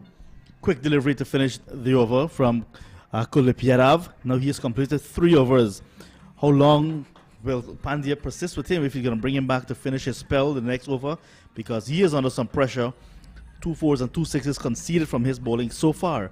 And like I said, with Mukesh Kumar still there, Pandya may be tempted to bring him into the attack. Remember, he doesn't have a lot of experience as well, so Pandya will have to play his cards right. West Indies now laying this foundation, like I said, for at least 165. And if they go 12 and over from here, they'll get up to 177. If they go 10, they'll get 163. You don't want 149 for sure. I can tell you that. Well, that is the average for a sitting score here in the T20. It is. Here is Pandya. We've got the sunshine with us. Comes up. He's in both to King. King wraps him on the pad. Going down the leg side. He'll come through for what I would call a leg by as a return is rifled from the point area. Nicely backed up by Mukesh Kumar. That's one more to the total. 94 for the loss of 2. So that run rate over 7. That's important. You need that run rate to be around 9 at the end of the innings. So if you can get around 180 plus, that's always a good score. In a game being played at Providence. It's all to play for India as well, to keep the series alive, because remember, if they lose this one, they will lose the series with 2 games still to be played in Lauderhill on the weekend. So this is a very important fixture for India especially, and the pressure will be on them. And they're not accustomed to losing T20 International Series against the West Indies. They've lost 2, and they've won 6. Here is down the track. That's smashed down towards long off for 4. Big shot by Nicholas Pooran. Measured the bowling of Hardik Pandya very well as the West Indies move up to 98 for the loss of 2. John Ramsing, beautiful stroke. It's not a full house here at Providence, but with that shot, you can hear the crowd coming through nicely. It's a nice build-up of spectators here on Tuesday. It's a working day, but they're really appreciating a good shot from Nicholas Pooran, finding the gap nicely because the fielder at mid-off is very wide, and there's no fielder behind him at long off.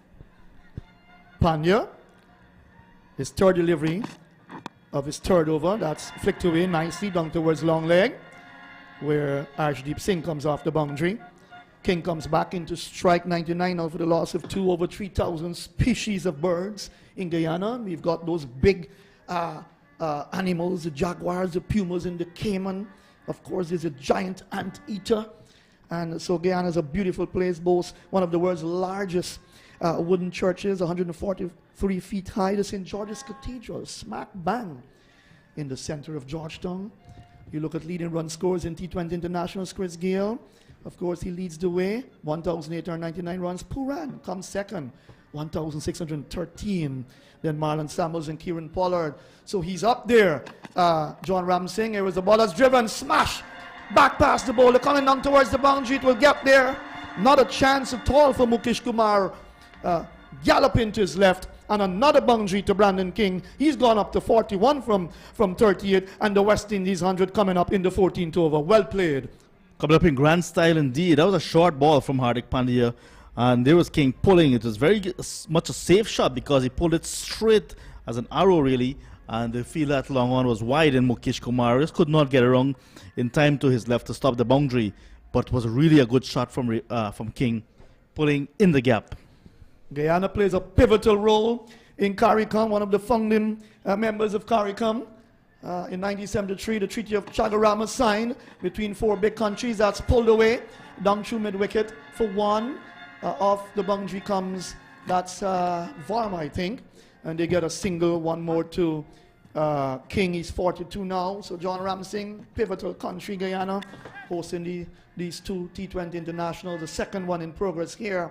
Guyana was a wonderful country when you think about CARICOM and initiating that situation for CARICOM to be established. I think 20 countries in CARICOM, basically 5 are associate countries, there are 15 other countries, and I think the overall population, if I'm correct, of CARICOM would be about 18 plus million. You cannot compare that with the Indian population. That's pulled away, down through mid-wicket, flat pulling nicely.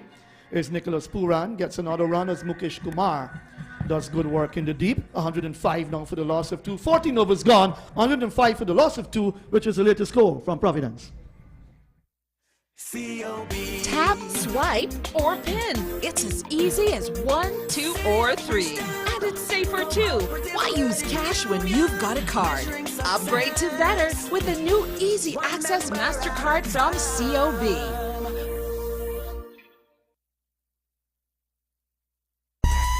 This is Cricket on Cotton Drive.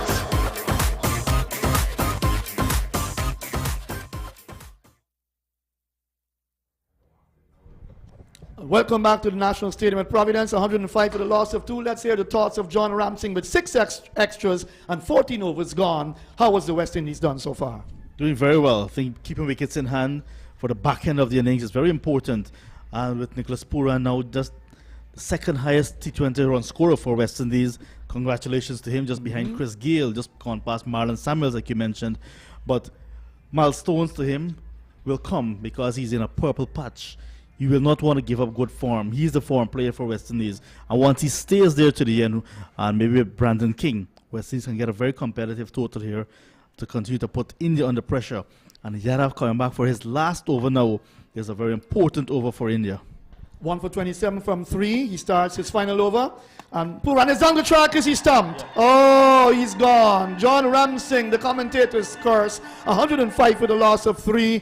With that run rate 7.5. Pooran goes a crucial wicket at this stage. 20 from 11 balls he's gone for. Brilliantly done by Kuldeep Yadav. He's a very, very, very good for India. And the third wicket going down. And this can prove to be very interesting because when you look at players to come like Hetmyer, of course, Robman Powell, the captain, West Indies have got to pick up the charges here now and get a good total. 105 for the loss of 3.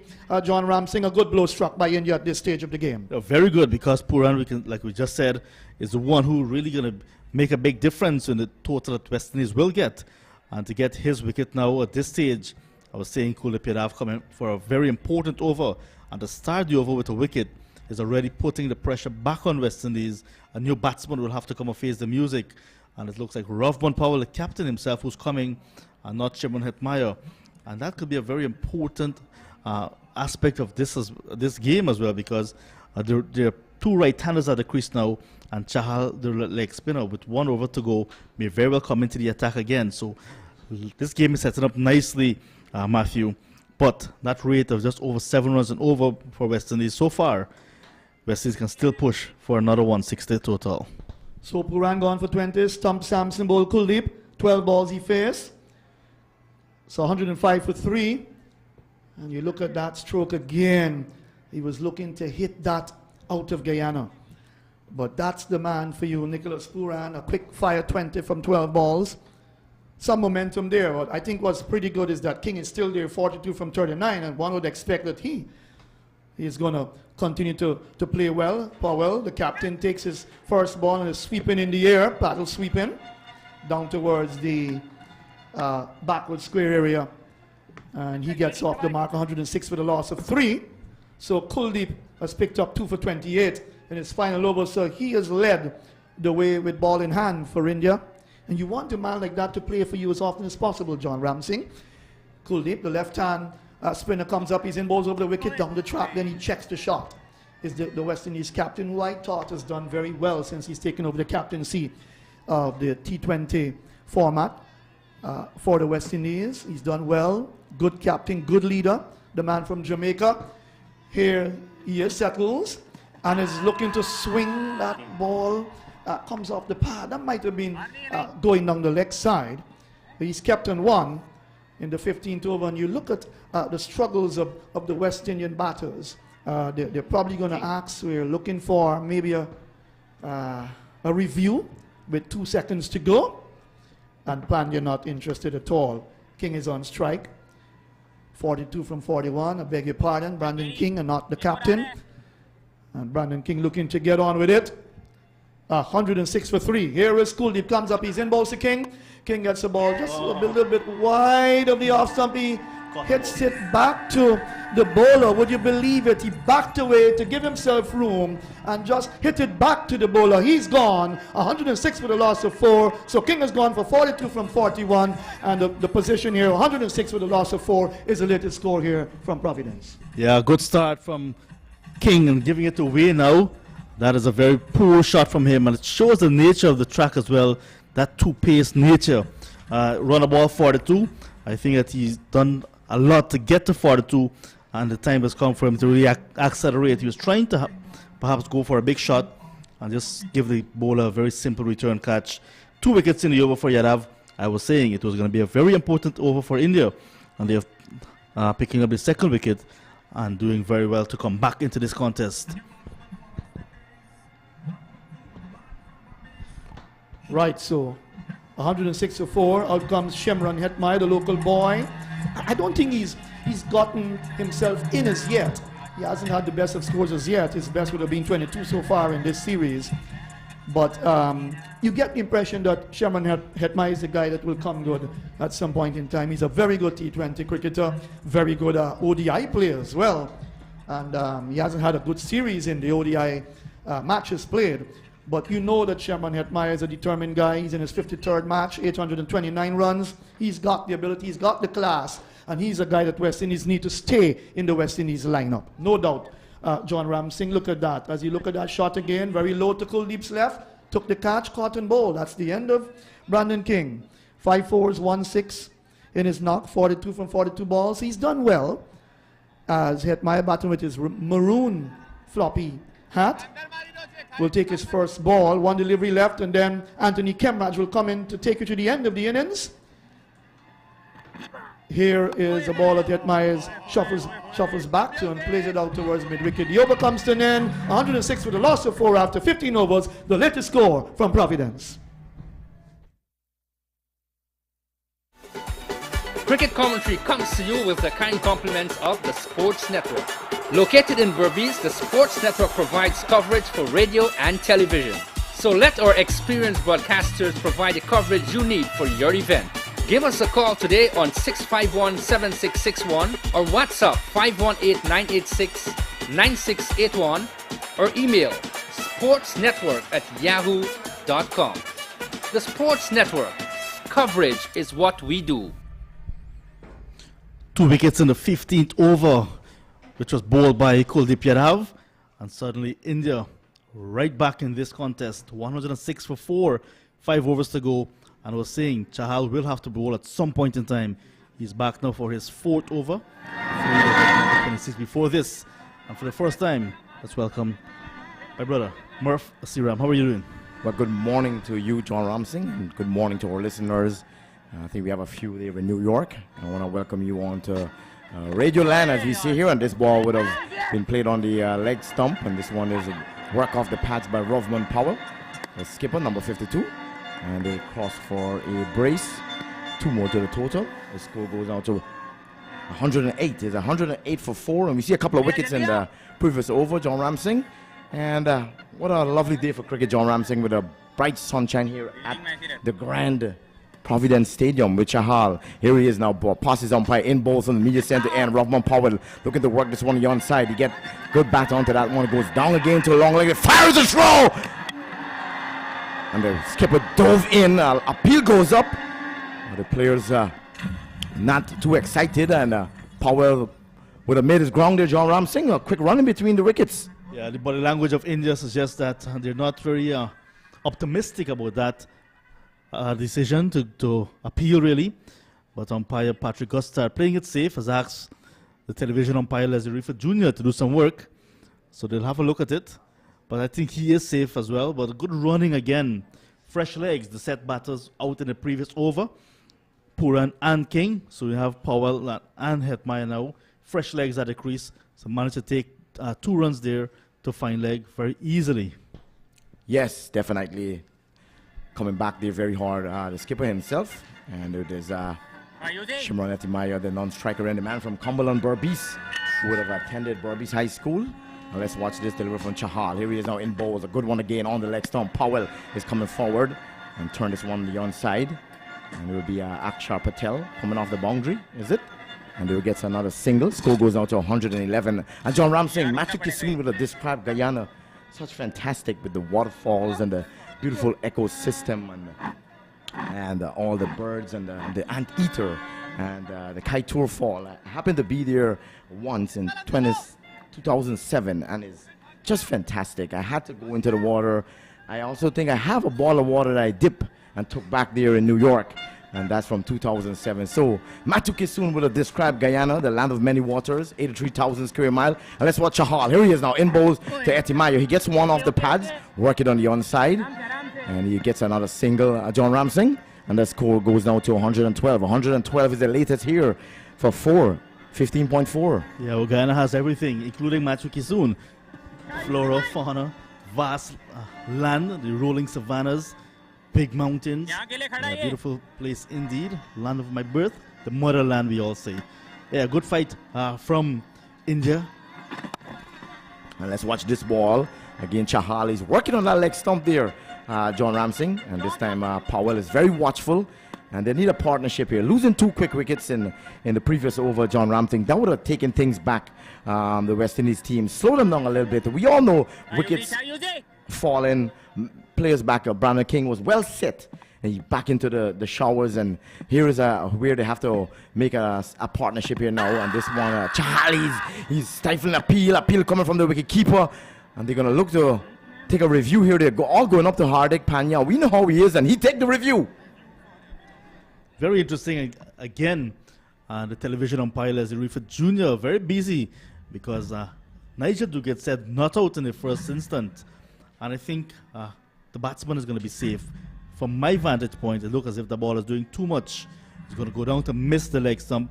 And that's why Captain Hardik Pandya was asking the wicketkeeper if he is certain, because that natural delivery, leg spinning from outside off the leg for Hetmeyer as we're shaping to play. Long forward as well. I think the ball is doing a little bit too much and will miss leg. Yeah, definitely, John Ramsing. As we look on the monitor here, it looked like he's doing too much. And we know, the previous match, a couple of chances that he had a couple of ball hit the pads a couple of times, and then later in the innings, he couldn't escape that LBW decision. So they were keen on having his wicket here, John Ramsing. They know what he is good at. And it looked like he got a nick onto that one as we look on the monitor here. So Hetmeyer survives again, John Ramsing, the man from Berbice. Yeah, it looks as if there's just a hairline of an inside edge on that one. And the rule says once the ball is hitting bat, you shall not be given out leg before. So good decision from the local boy, the umpire Nigel Duguid. Latest is here. And the latest score here is 113. 113 for 4. And we're in the 16th over. And I heard you earlier, John Ramsing, 150 is a par score here, batting first. Yeah, But the way India come back into this contest nicely, West Indies now will be hard pressed to get to that 150, 113 for 4 with 4 overs to go. That over from Chahal, very important one again, and West Indies were very watchful. I think just 6 runs or 7 runs or thereabout came from that over bowled by Chahal, and West Indies just trying to watch him out, just trying to be watchful against him. Now that he's out, I think they'll want to take some chances against the seamers. Absolutely, John Ramsing. And if you look at the 3 spinners, they had bowled out their quota, and now they'll have to get a 6th bowler into the attacker. 1 more from Panya, and 3 would remain from Ashdeep. So we'll welcome Kemraj, is it? Kemraj into the comm box, and thank you, John Ramsing. Right, so there is Mukesh Kumar, who is available as well should India require him. But for now, it's going to be Arshdeep Singh as we welcome back Anthony. Good afternoon to you, John. Good afternoon to listeners across Radio Land. This is cut away down to point. The fielder comes off the boundary. That's Patel. 1 more to the total. It goes up to 114 for 4. In over number 17, Hetmeyer has 1 from 3. And the captain, Rovman Powell, 8 from 6. And it's my opinion that the West Indies, at this point in time, in terms of the overs bowled, they would have liked a much better score there, John. They were looking for a much better score, especially with that start that was given with King and Mayers and Johnson Charles to a lesser extent. At the halfway stage, 73 for the loss of 1. So you really wanted to capitalize on that good start to really push towards the back end for a much better total. Here is Singh, bowls to Hetmai. He's turning it gently on the onside, gets a single. The fielder comes off the boundary. That's, I make it Varma who comes off there. 1 more to the total, 115 for 4. We've had 16.2 overs bowled. Hetmeyer, John, would want to light up things here towards the latter part of this innings. Yeah, and when he was walking out the bat, a loud cheer went up. So lots of persons here, no doubt, backing him for a good score, backing him as a local boy as well. So they really want to see him come good, and it will be very good for him as well from a personal standpoint to get a good total. Yes, here is Powell. He taps away, the captain of the team. Here is Singh, bowls to him. He's flicking the ball on the onside, straight to long on. The fielder comes off the boundary. That's Surya Kumar Yadav. Returns to the keeper's end. Good services to the keeper and brilliant sunshine here. 116 for 4. Hetmeyer 2 from 4. And Powell 9 from 7. So just in case you've joined us across the region, local stations, let me tell you that the West Indies winning the toss, deciding to take first strike here at the stadium, having gone 2 up in the series and looking to seal it off today to win the series. That's going to be very good for them. Here is Singh. He's up there. Bowls to Hetmeyer. He's pulling it down to short fine leg. The fielder made a valiant effort. That's Kuldeep Yadav. He couldn't get to it.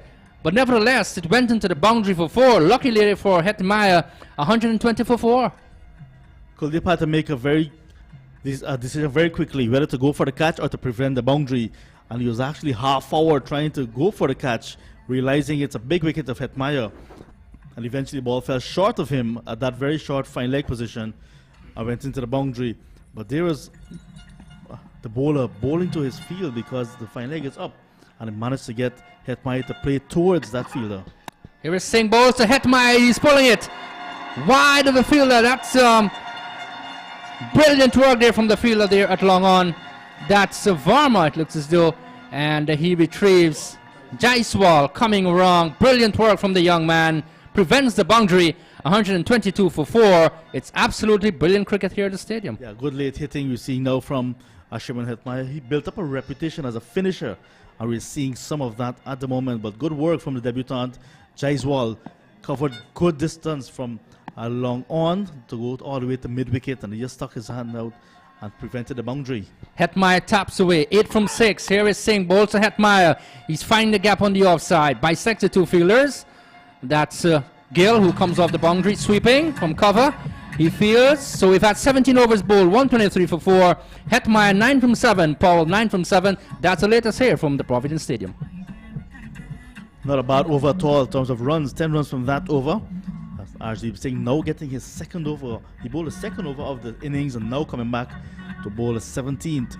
So he's been off for a long time in terms of bowling.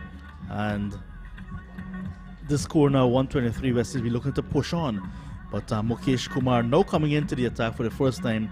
If he can have a good start, put some more pressure again on West Indies, we can see another twist in this game. 3 overs to go. It's anyone's guess. And I was mentioning to some friends that, if the West Indies can win today and win the series, it's going to be some sort of a consolation for the fans around the region, mostly. Of course, after that poor showing in the qualifying matches of the World Cup. Kumar continues from the media center end. Hetmai is coming down the track and heaving this down towards long off. And that's Tilak Varma who takes the catch.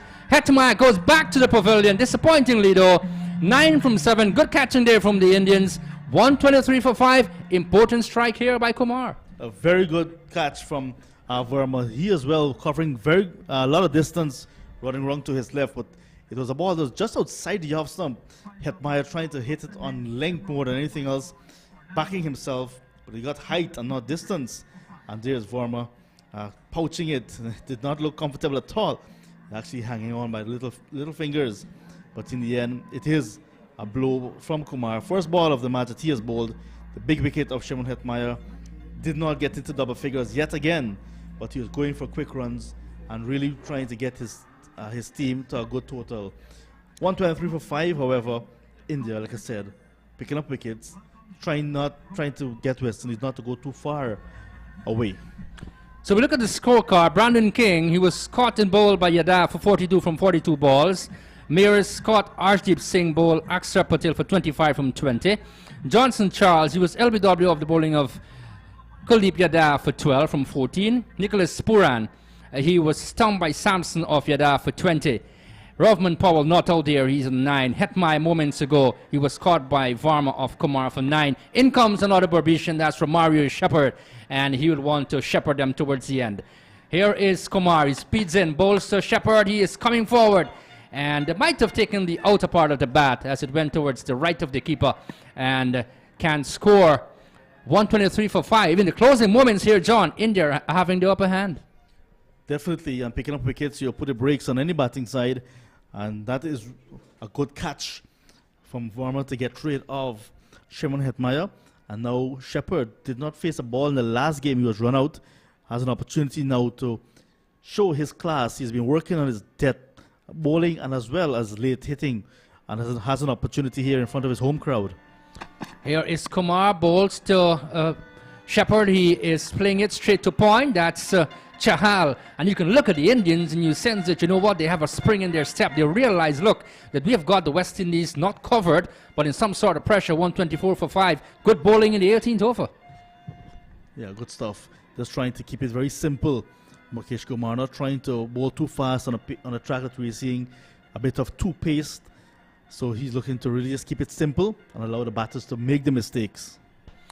Yes, you've got to be very creative and proactive in this part of the innings, the latter stages. Here is Kumar, passes the umpire, bowls to Powell. He is getting it down towards backward point, which is vacant, and gets into the boundary for 4. The West Indies will welcome the runs, and he goes up to, I make him 13 from 8. Shepherd is 1 from 2, 128 for 5. Good strike there from Powell. Good shot. Was finding the gap nicely with the ball that was overpitched from Kumar, and very wide of the mark as well. And there was Powell, not trying to hit it too hard. Placement was important, and he managed to get it into the gap to pick up a boundary that's very much needed at this stage. Yes, I often say it, that, you can sacrifice power with timing and placement, elegance, controlled drives. Mukesh Kumar continues in brilliant sunshine. Passes the umpire, bowls to Powell. He is pulling it down towards mid-wicket, which is wide. 2 fielders converging. That's Varma who gets there first. Rifles the return into Kumar at the non-strikers end. They get 2 more. Good running between the wickets, 130 for 5. Yeah, another full toss from Mukesh Kumar. This time it was straight, and there was Powell just pulling it. He had to go down as well on his knees to get bat on it, and could not get a gap because they did not time it very well. But just managed to get a double. Good running from Shepherd especially. I figure if they get 150, it's going to be a challenging score. Not a huge one, but a challenging one. We're in for a very good game later on. Here is Kumar. He's up there. Bowls to Powell. He is miscuing a drive again on the onside. We'll get a single though. Varma comes off the boundary. And we've had 18 overs bowled, John, 131 for 5. Shepherd has 1. Powell 16 from 10. That's the latest from Providence. 8 runs and a wicket there for Kumar in his first over, the 18th of the innings. And there we see again the last ball, Powell pulling but not timing it well. And it says a little bit about the track, but good bowling from Kumar, not trying to do too much with the ball, just keeping it simple. And Powell getting a single to end the over. He will keep strike at the start of the new over, but it is important for West Indies that Powell takes most of the strike in the last 2 overs of this innings, because he is the one, he has been in some form as well, not getting a big score. Just the first T20 in Trinidad and Tobago got a 40 odd, but we've seen the flashes of brilliance from him. Here's Arjdeep Singh, starts over number 19, bowls to Powell. This is high over cover, elegantly played into the green stand. What a shot! My word, 137 for 5. Powell goes up to 22. Shepherd is on 1. If you travel all the way from Berbice, you've got your money's worth there. Yeah, lovely shot inside out, Carl Hooper style. And that one has gone into the extra cover region, but over the boundary. Really good shot. Good connection made by the West Indies captain to a ball that was outside the off stump and was begging to be hit, really. Well. Sometimes you look at the white ball game these days, the heavy bats or heavier bats, and you know it, much of a thumping around, lots of runs scored. Here is Singh, he's up there, bowls to Powell. He is forward and drives, looks for the single. The fielder comes around, he'll get a second run. This is absolutely brilliant work from the West Indian cricketers out in the middle. Good commitment, 139 for 5. Yeah, that's very good running. Powell, Jamaican, you don't need to say it twice, that Jamaicans are very quick. And he had to really stretch himself out there, and good work, good support by Romario Shepherd as well, because the throw came into the non-strikers end. Shepherd was really stretching himself out to get into his crease, and did so despite a good throw from the debutant Jaiswal. Powell is striking at 200 at the moment. He taps away, the captain of the team. Here is Singh, he's up there, bowls to the right-hander. He goes for an almighty drive. Wide signal by the umpire. One more to the West Indies, 140 for 5. They might eventually get past the 150 that I estimated in over number 19. If Arjdeep Singh will bowl deliveries like that, they will definitely get to 150 plus. But there's Powell backing himself. That ball was a wide of the mark outside the off stump, because the previous 2 deliveries were much straighter, and Powell managed to score off of them. So there's Arjdeep Singh trying to hide these deliveries from the bat of Powell. None for 25 so far in his 3rd over. He steams in to bowl to Powell. He's up there. Bowls to Powell. This is aerial towards the offside. This has gone for 6. A massive one again in the presidential suite there. One more. Big 6 here to Powell. 146 for 5. That's massive. 30 from 13. Shepherd has 1. Brilliant piece of cricket here from the West Indies. That's the biggest 6 we've seen today. And to think that it did not get the middle of the bat, just came off the outer part of the bat, but towards the meat. It went really high, 97 meters. And that is what Arjdeep Singh was trying to do the previous delivery, trying to bowl the ball wide of the off stump. And this time he was much closer. And there is, find himself in the hitting arc of Powell. And Powell got a maximum. Well played. But I can tell you something. I think he's getting it wrong. Pitching it up to Powell, that's the danger zone, because he's in for the drive. And once he gets there, he's going to go for the boundary. 146 for 5. Here is Singh. He's up there, bowls to Powell. Gets a short delivery. Looks for the pull. But it might have been struck on the arm somewhere as it goes out into the offside. 146 for 5. A bit of a relief there for the Indians. Yeah, and Powell might be thinking to himself that he missed out because it was a short ball he was pulling and just did not time it, and he got it onto the body. Shepherd was actually scampering down looking for the leg by, but he thought otherwise and said, you know what, Skip, hang in there, you stay there. 146 for 5, still a very good total in the making for West Indies. 146 for 5, I can tell you it's a pretty much good score so far. Competitive.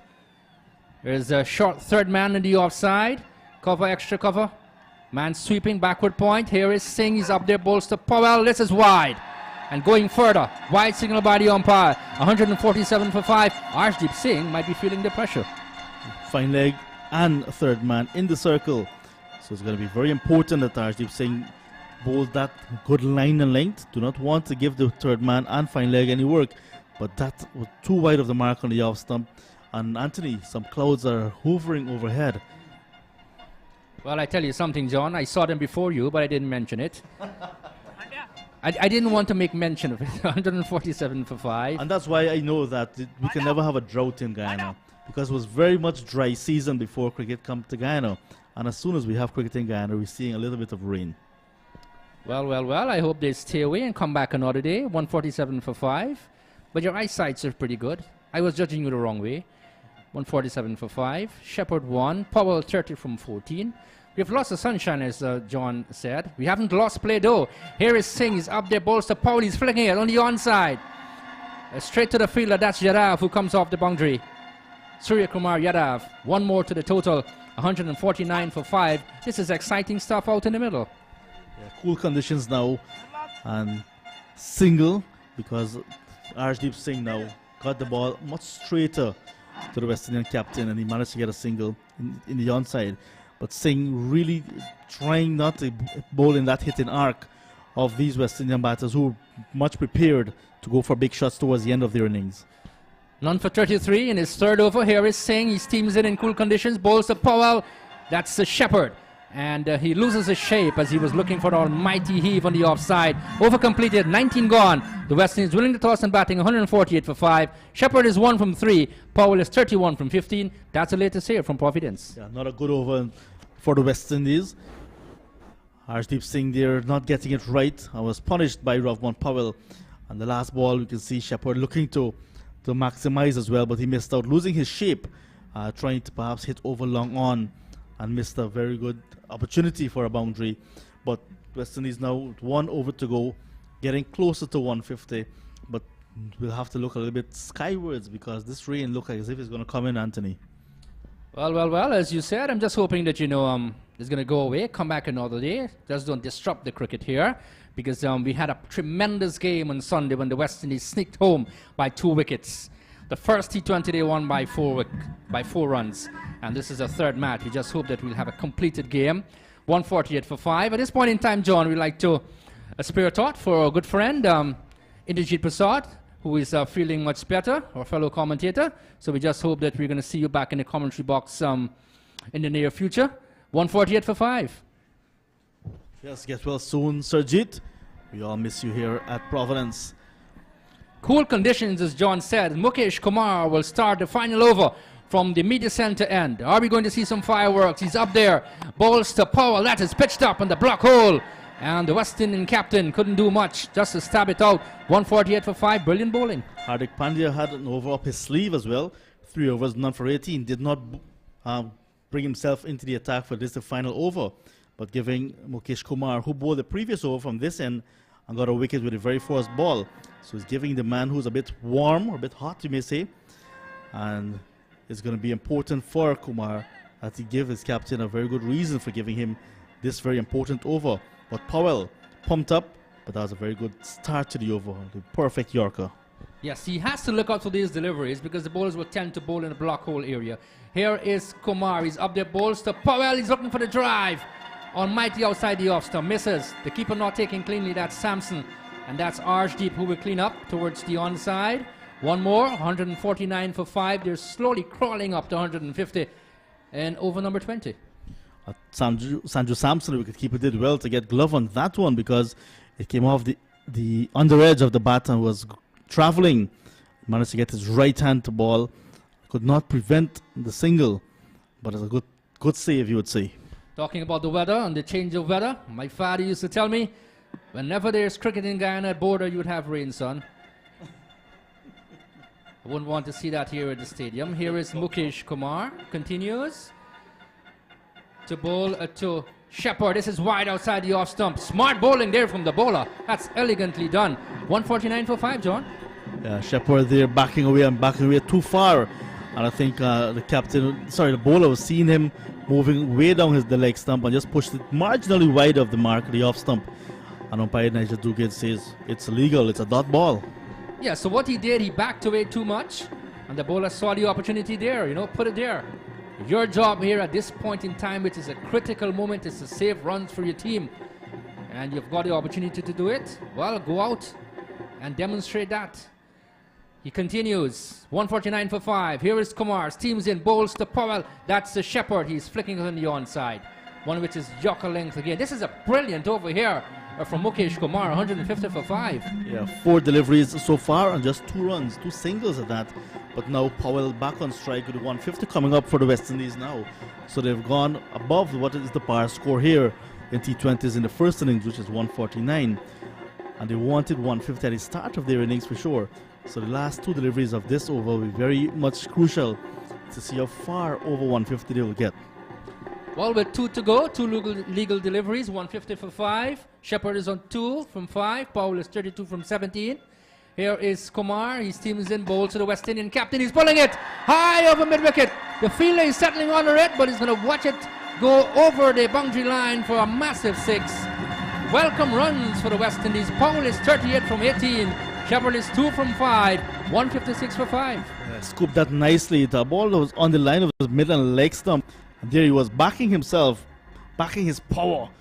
And he got good connection. It went high, but also far. High and handsome. You can use all the adjectives around, but that was brilliantly played by the West Indian captain. And as you said, shouldering the responsibilities at this moment. Kumar 1 for 16.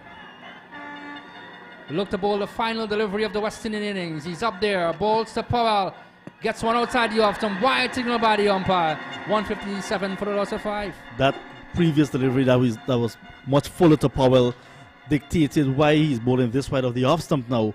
He's running away from the arc of Powell's bat and pushing it too wide and penalized. We'll have to come again.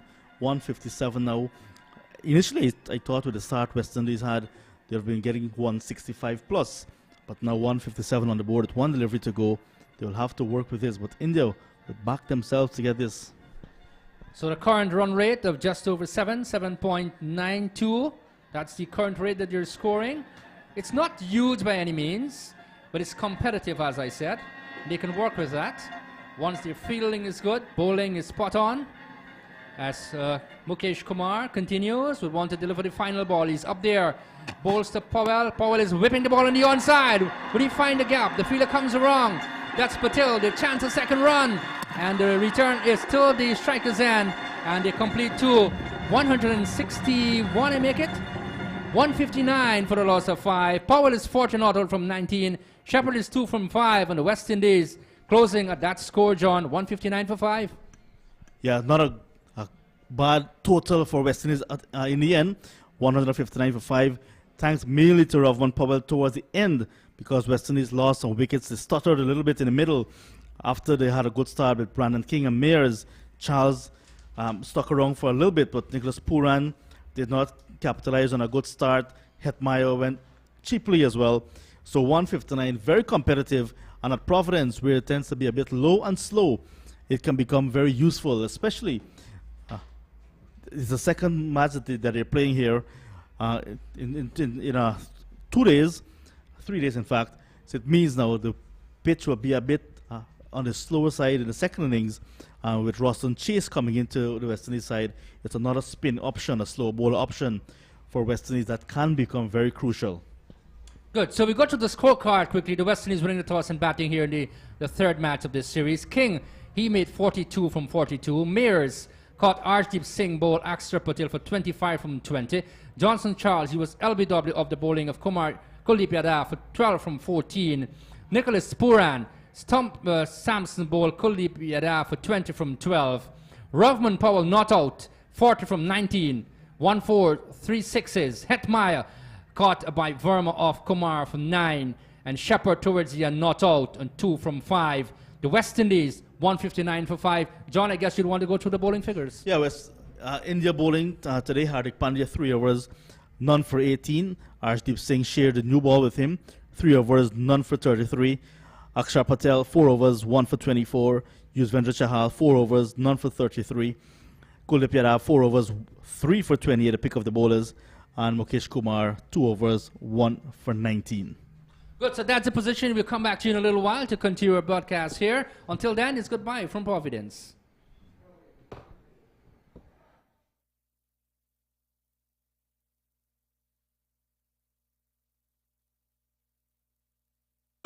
swipe, or pin. It's as easy as 1, 2, or 3. And it's safer too.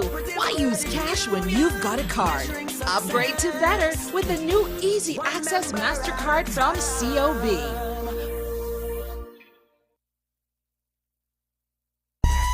This is Cricket on Cotton Drive.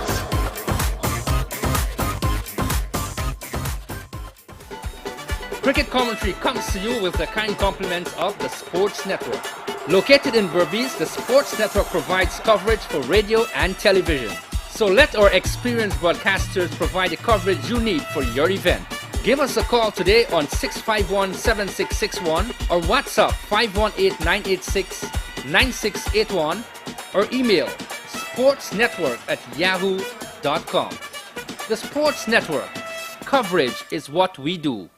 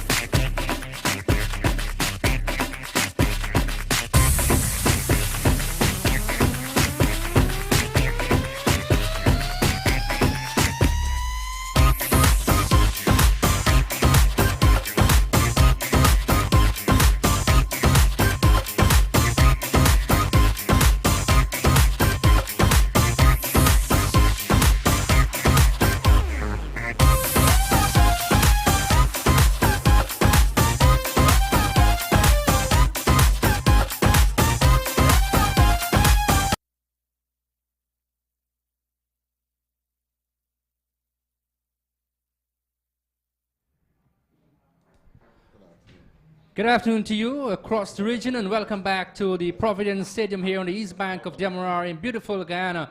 And I want to join with Matthew Kisiunan, our fellow commentators, in selling Guyana to you. If you're planning on coming to Guyana, have no fear, come right over. So many things you can do here. Bird watching, sightseeing, and of course you can visit the mighty Kaitro Falls of the Pataro River. Brilliant place to be in. So come right over to beautiful Guyana. We welcome you again. And of course the West Indies winning the toss and batting first. 159 for 5 from their allotted 20 overs. And the highlight of that innings being the top score, of course, of, I'll just give you the scorecard in a minute.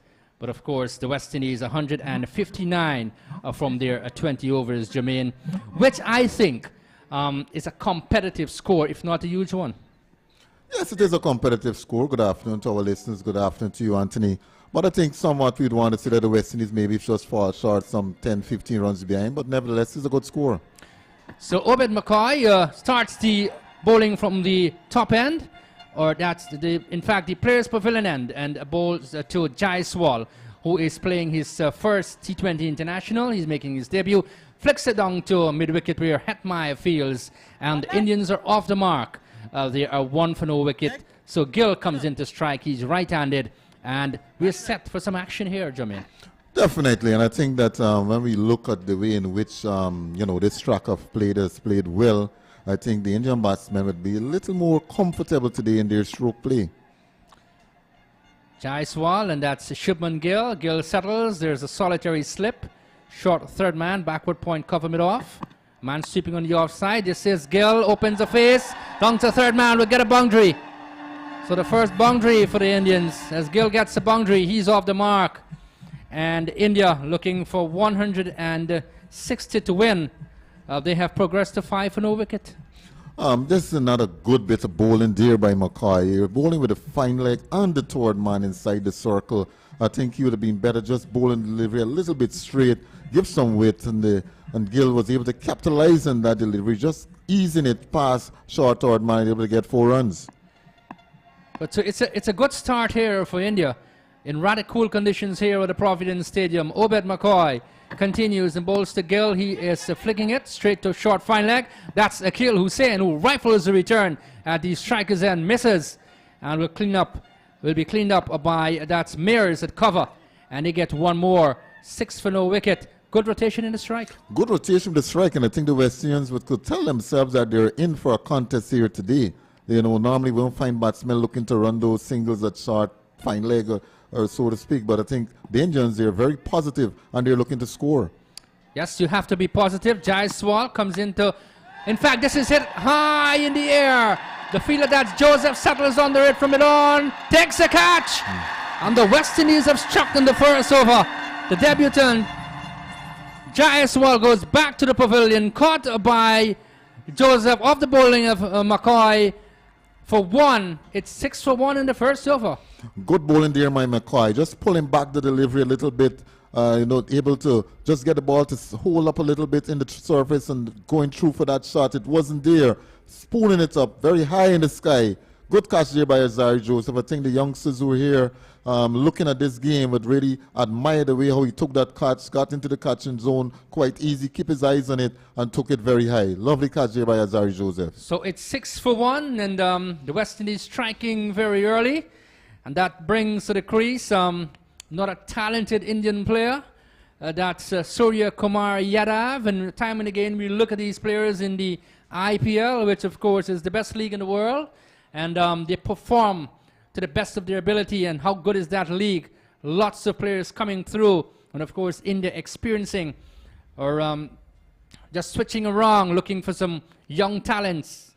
And deciding to leave some of the senior players out. So Yadav in his 51st match, just over 1,600 runs at a strike rate of 173.69, best of 117. So his numbers are brilliant there, Jermaine. Yes, his numbers has been brilliant, but I think he would be posed with a different kind of challenge on this surface. It's not a surface that he's accustomed to, he's used to, that he could be able to play in some of the free scoring shots. You really have to work and work hard, work out areas in which you'll be able to score, look to run singles, try to use the angles a bit more. So I think it won't be that easy for him. I think the West Indians and their bowlers are very confident at this time, and they would pose a big threat. So it's 6 for 1, as I said. That's Yadav taps away. Here is McCoy to the right hand. He's flipping the ball on the onside. Over mid-wicket, gets his first boundary. So Yadav, he's on 4. And Gill is on 4 as well. And in the first over, India needing 160 to win. They are 10 for 1. Very interesting there. That delivery just pitched on and about middle stump. And, he was able to just come and played a lovely flick shot. It's a beautiful shot. But I think Ovid McCoy should not be so much disheartened by that kind of shot that he saw there. Just try to just keep that ball a little bit more on the line of the off stump, and you could catch him playing across the line. It's cool conditions. Here is McCoy. Bowls to Yadav. This is flicked away. And in fact, this is gone for a massive six down towards backward square. Well. 16 for 1. 1 over bowled. Gill is on 4. Surya Kumar has 10. That's the latest here from the Providence Stadium. This is quite entertaining cricket here, Anthony. We've seen Ovid McCoy decided to go with a short lifting delivery. Was able to come back into the crease, batting deep into the crease, able to just hit it over the vacant deep backward square boundary and able to get 6 runs. Very interesting and attacking cricket we're seeing here from the Indians. Shubman Gill is 4 from 2. He would want to come good here. He's another talented player. And Surya Kumar Yadav has 10 from 2. As I said, rather cool conditions prevailing here at the National Stadium at Providence. And I would want to mention to you about rain. I do hope that, whatever rain is around would stay away and come back maybe another day. Akil Hussain will continue though from the media center end and will bowl to Shubman Gill, who is on 4. He taps away. Here is Hussain bowls to Gill. He's coming forward, pushes out into the offside, where Roston Chase fields at point. Still 16 for the loss of 1 wicket. So for the right-hander, there's a solitary slip. Backward point, cover mid off, extra cover. There's a man on the long off boundary in the captain Powell on the offside. Here is Hussain. Bowls to Gill, he's forward, then strokes it up to long off. The captain comes off the boundary. Rovman Powell, he fields, rifles a return in, and they get 1 more, 17 for 1. But you get the feeling, though, that this is going to be a very tight game. I can tell you here, Jermaine. It's going to be a tight game, and looking at the way how Akil Hussain is bowling, what he's trying to do early on is really find the right pace how to bowl on this track. Really try to just hit some of the good areas as quite often as possible and ask a few questions of the Indian batsmen. Just don't try giving them easy balls to score off. Yes, you've got to create some sort of pressure. You don't want to create the boundary balls very early and relieve the pressure from the batting team. Here is Hussain, bowls to Yadav. He's standing up straight, punches it back up the track on the offside. Hussain feels he's relatively tight in this format. Jermaine, very experienced too. Yes, he has been around for a bit. He has been improving. One would want to see him grow a little bit more, but nonetheless, he seems to be settling quite well in this spell. He's just bowled 3 deliveries, but he looked quite well. Here is Hussain, left arm, bowls to Yadav. He's going back, looks for the cut. Beaten, taken by the keeper. And good ball there from Hussain, 17 for 1. It's quite different or strange that seeing Hussain going past the outside edge of the batsman, and there is it that they have moved the 4 slip into a short mid-wicket position. Very interesting. Well, I would have kept in fact, it's a no ball signaled by the umpire. So there you go. It's a free hit, and I think this is going to be the first free hit, at least in these 2 matches. So a free hit now to the Indians, and this is going to send some pressure on the West Indies team. 18 for 1.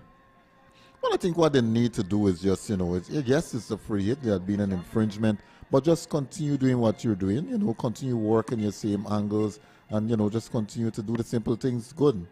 Here is Hussain, up to Yadav. He is hitting it high over cover. That's gone for 4. No fielder there sweeping. Chase will retrieve from the boundary, and the Indians go up to 22 for 1 in over number 2.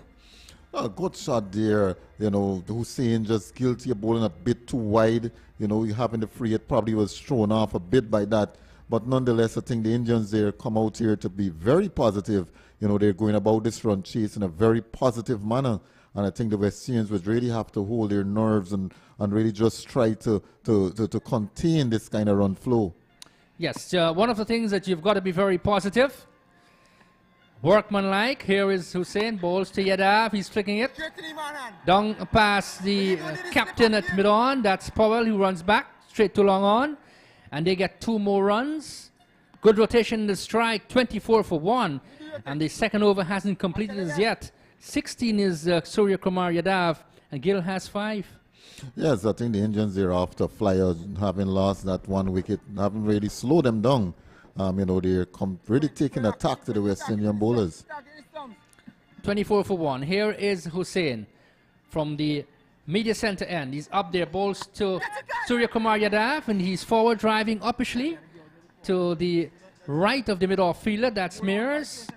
Shepherd comes off the boundary, he fields. So 2 overs bowled, then they're looking for 160 to win. They're 25 for 1. 5 is Gill. Surya Kumar Yadav has 17. That's the latest here from the Providence Stadium. Not a bad over in context bowl there by Hussein. He asked a few questions. I think after he would have bowled that no ball, he kind of just lost his concentration a bit. But nonetheless, I think that, he's a kind of player that could really come and give you those kind of wickets that you would need. He produced some good wicket-taking deliveries, and, he should just really continue to lift his head. You recognize that you have done something wrong. You try to adjust quickly, because in this format, there's not too many errors and too much time for you to really adjust, but you have to do it in a very timely manner, so to speak. Good. So from here onwards, you need 135 to win. Alzari Joseph comes in. His record stand at 15 matches, 24 wickets. Economy rate of just over 7.91.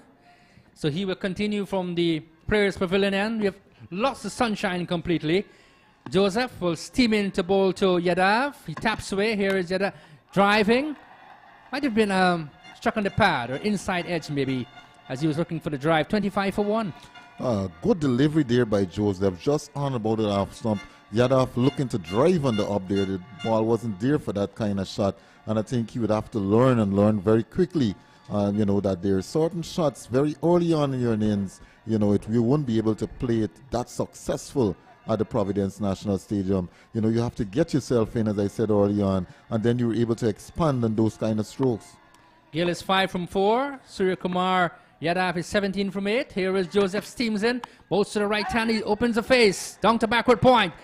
Brilliantly knocked down there by Roston Chase to his left. And he feels the Shepherd comes in to rifle the return to the keeper.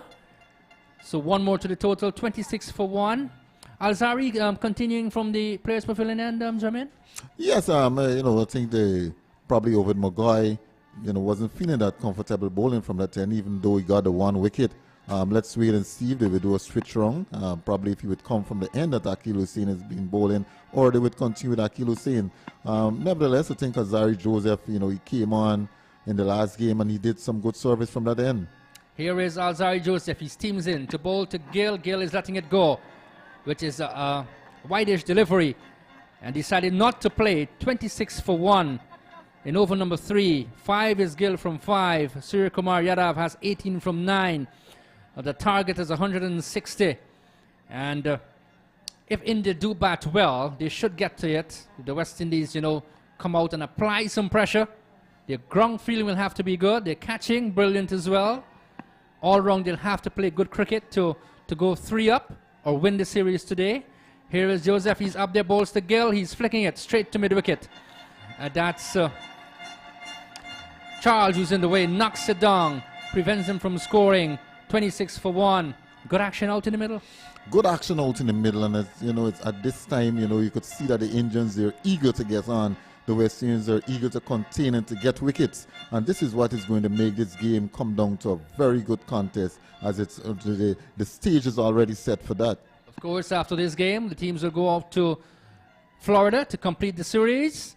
Here is Joseph. He's up there, bowls to Yadav. He's flashing. That's Gill, correction. Misses taken by the keeper. And for a moment, the West Indian eyes and oohs went up 26 for 1. Good delivery there by Joseph, given some width. I think Gill would say to himself, it's kind of the delivery that I should have scored off.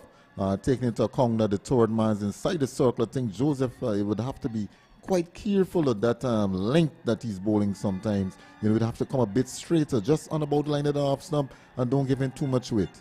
There is a short third man, cover mid off, extra cover man sweeping on point boundary. Here is Gill, gets one that comes into him, and he's looking to turn it. Good over there from Joseph, and we've had 3 overs bowled, 26 for 1. Gill is 5 from 8. Surya Kumar Yadav 18 from 9. That's the latest here from the Providence Stadium. That's a good over bowl there by Zari Joseph, coming back and pulling back things, so to speak. The previous overs between McCoy and Hussein went for a few, but Joseph was able to come back and just restrict the boundary, so to speak. And you know, you're looking at it now that these two, Gill and Yadav, would have to say they would have the work cut out, and different scoring areas or opportunities would have to take in terms of scoring off of Joseph, who seemed, you know, seemingly that he's bowling a good line, a good length, and he's bowling at a good pace. Akil Hussein will continue from the media center end. He will start over number 4, 26 for 1. Gill is 5 from 8. Yadav taps away. He's 18 from 9. In cool conditions, here is Hussein bowls to Yadav. He is sweeping. And this is straight to Hetmeyer down on the deep mid-wicket boundary, who fields and returns to the keeper's end, 27 for 1. Time and again, you see Hetmeyer patrolling that area out in the deep there, Jermaine. Yes, it's good to see him out there. You know, Hetmeyer, despite what would have been said about him, he moves very well in the field, and he's no slouch at all in the field. He moves well. Here is Hussein, bowls to Gill. He's coming forward gently in the offside. Looks as though he wants to bat and come back tomorrow. 28 for 1. Gill is 6 from 9. And Surya Kumar Yadav is 19 from 10. He looks elegant out in the middle. Definitely the young man, you know, as we know, we have seen him in the IPL and time and again, and he have tremendous talent. And I think the West Indians today would want to see the back of him quite soon. Hussein continues to Surya Kumar Yadav, passes the umpire, and he's sweeping again. This will go into the boundary for 4 towards the left of Hetmeyer at mid-wicket, and it crosses the boundary ropes now. In fact, the cushion. And India get another boundary, 32 for 1. The runs are coming fast. The runs are coming fast, and we're seeing now that the 4 slip, Brandon King, is coming out from that solitary slip, and he's coming into the mid-wicket position where that sweep shot would have been played. So now the pressure now comes back to the bowler. You know, you would have to just bowl a straighter line because you don't want to go a bit wider now that you don't have the 4 slip. You'd force him to bowl a bit straight, and this is what scoring, and when batsmen are scoring, does to teams. I think the application of the Indian batsman here is pretty good. Here is Hussein, bowls to Yadav, straight to King. And he stops it at mid-wicket, prevents them from scoring. 32 for 1, 23 from 12 is Surya Kumar Yadav. Gill has 6 from 9. And we're in over number 4. We have lost the sunshine here at the stadium. The fans have come out though, even though it's a working day here in Guyana, to support cricket. This is Surya Kumar sweeping down to backward square. Hetmeyer comes off the boundary, dives and fields cleanly, and prevents the boundary again. Good work there from the Guyanese cricketer, 33 for 1.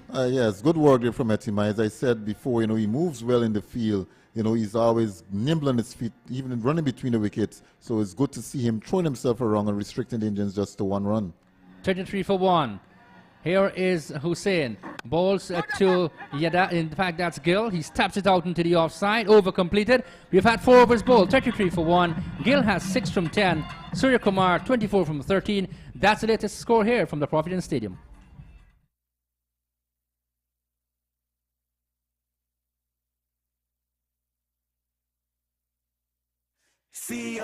Tap, swipe, or pin. It's as easy as 1, 2, or 3. And it's safer too. Why use cash when you've got a card? Upgrade to better with the new Easy Access MasterCard from COB. This is Cricket on Cotton Drive.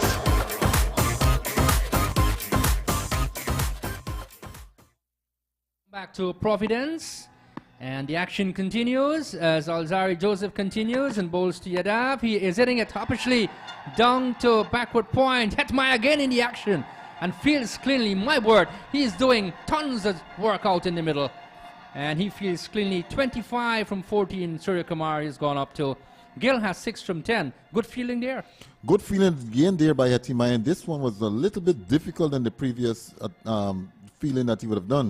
You know, he would have to be, you know, backing himself, looking for the spin, because at that ball, he could have found himself overrunning it. But good feeling by Hetimai, keeping his ground and being steady. So that's Gill is on strike, and he's hitting it high in the air. The fielder comes around, takes a catch. Johnson Charles from mid-wicket sends back Surya Kumar Yadav. In fact, it's Gill who goes back. 6 from 10. It's 34 for 2. The West Indians are celebrating out in the middle. Good bowling again by Azari Joseph. As I said before, you know, he would be a handful on this track. Once he gets the line and the length right, you know, he would pose that kind of threat for Indian batsmen. They, you know, they would have to work out how to score off of him. And there it was, just bowling the ball on a good length. Batsman trying to pull that delivery. It wasn't there for that shot. Spooning an easy catch to Johnson Charles, a short mid-wicket. Good piece of bowling, good cricket all around by the West Indians. This is excellent cricket here from the West Indies. And they realize they need to be on their toes as Gill goes back to the pavilion. And he scored, what, 6. And it's 2 for 34. And the man coming in now looks as though it's Varma, Tilak Varma. Well, he got a half century in the previous game, batted well, 20-year-old. Exciting young talent too, Jermaine. Yes, India have a lot of exciting young cricketers being exposed to the IPL franchise and the different levels and leagues of cricket that plays in England and in India, sorry. And I think that, you know, this is good for their cricket. But at the moment, as we look at the West Indians, you know, with the likes of Azari Joseph and the way how things are progressing, I think it's very interesting to see how these batsmen would cope with Joseph, especially in this track. Yes, his strike rate, which is very impressive, and that is what you look at in T20 cricket, is over 140. So that'll tell you something, that a young man can bat, and he can bat and score quickly, because that's very critical. It's not how many games you play as a batter. Your strike rate needs to be very impressive. He certainly, he's left-handed, will face Alzari Joseph from the Players Pavilion end, and he's driving straight past cover, elegantly played by the left-hander. That's gone for 4. That had 4 written all over it. As it went into the boundary for 4. It's 38 for 2. He's off the mark. He's on 4 from 1. Surya Kumar Yadav has what? I make him 25. And that's the latest score here from the stadium. That's a lovely cricketing shot. Lovely flow of the bat. Just easing it through the extra cover able to get 4 runs. But having said that, though, Anthony, with the way how these Indian batsmen are playing, I think the West Indians, once they hold their cool, you know, they would find themselves getting a lot of wicket-taking opportunities. Here is Joseph bowls to Varma. He's cutting it uppishly down to third man, which is vacant, and gets another boundary. 25 from 14 is Surya Kumar Yadav. Varma goes up to 8, and India push up to 42 for 2. There's very interesting cricket here that we've seen here, Anthony. Interesting and entertaining, so to speak. You know, the Indians are taking an attack to the West Indians. You know, Varman is not batting like if we've just lost the wicket. He's coming out with all confidence and he's playing these shots. And I think somehow the West Indies would have to probably look at field placing, probably drop the third man, bring up the mid-off, do something different. But if I were the captain, I would have put the third man in there. Alzari Joseph is bowling with some pace. Comes up, bowls to Varma. He's flinging it straight to mid-on. Shepherd is in the way. He fields. 1 more to the total. It's 43 for 2 in over number 5. Varma has 9 from 3. He has just come in. And Surya Kumar Yadav is lighting up the Providence Stadium, even though we're having a slight drizzle. 25 from 14. The ground staff on standby. And we're just hoping, Jermaine, that the rains won't come. Probably they would be on standby for the rest of the afternoon. Let's hope so.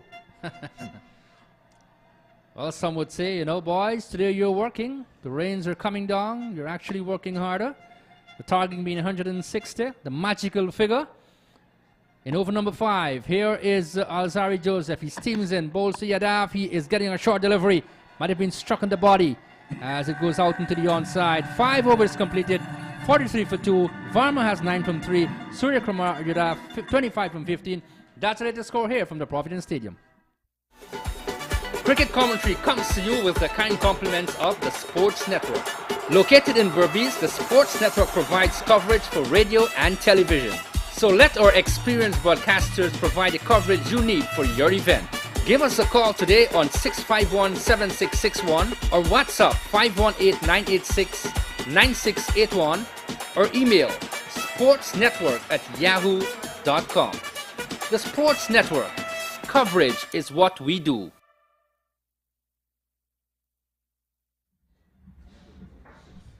Welcome back to the National Stadium at Providence. Well, at the end of 5 overs, the West Indies were 32 without loss. So India ahead, but in terms of runs, but they've lost 2 wickets. Very crucial, especially if you come down to a Duckworth, Lewis, and Stern method of result should Rain discontinue this game. But that's not in the picture currently as we watch McCoy will continue. 1 for 15 from his first over. He's been very expensive. He's been switched to this end now. That's the media center end, the northern end of the ground, and that's nicely played by young Tilak Varma. Gets his 10th run, moves into double figures.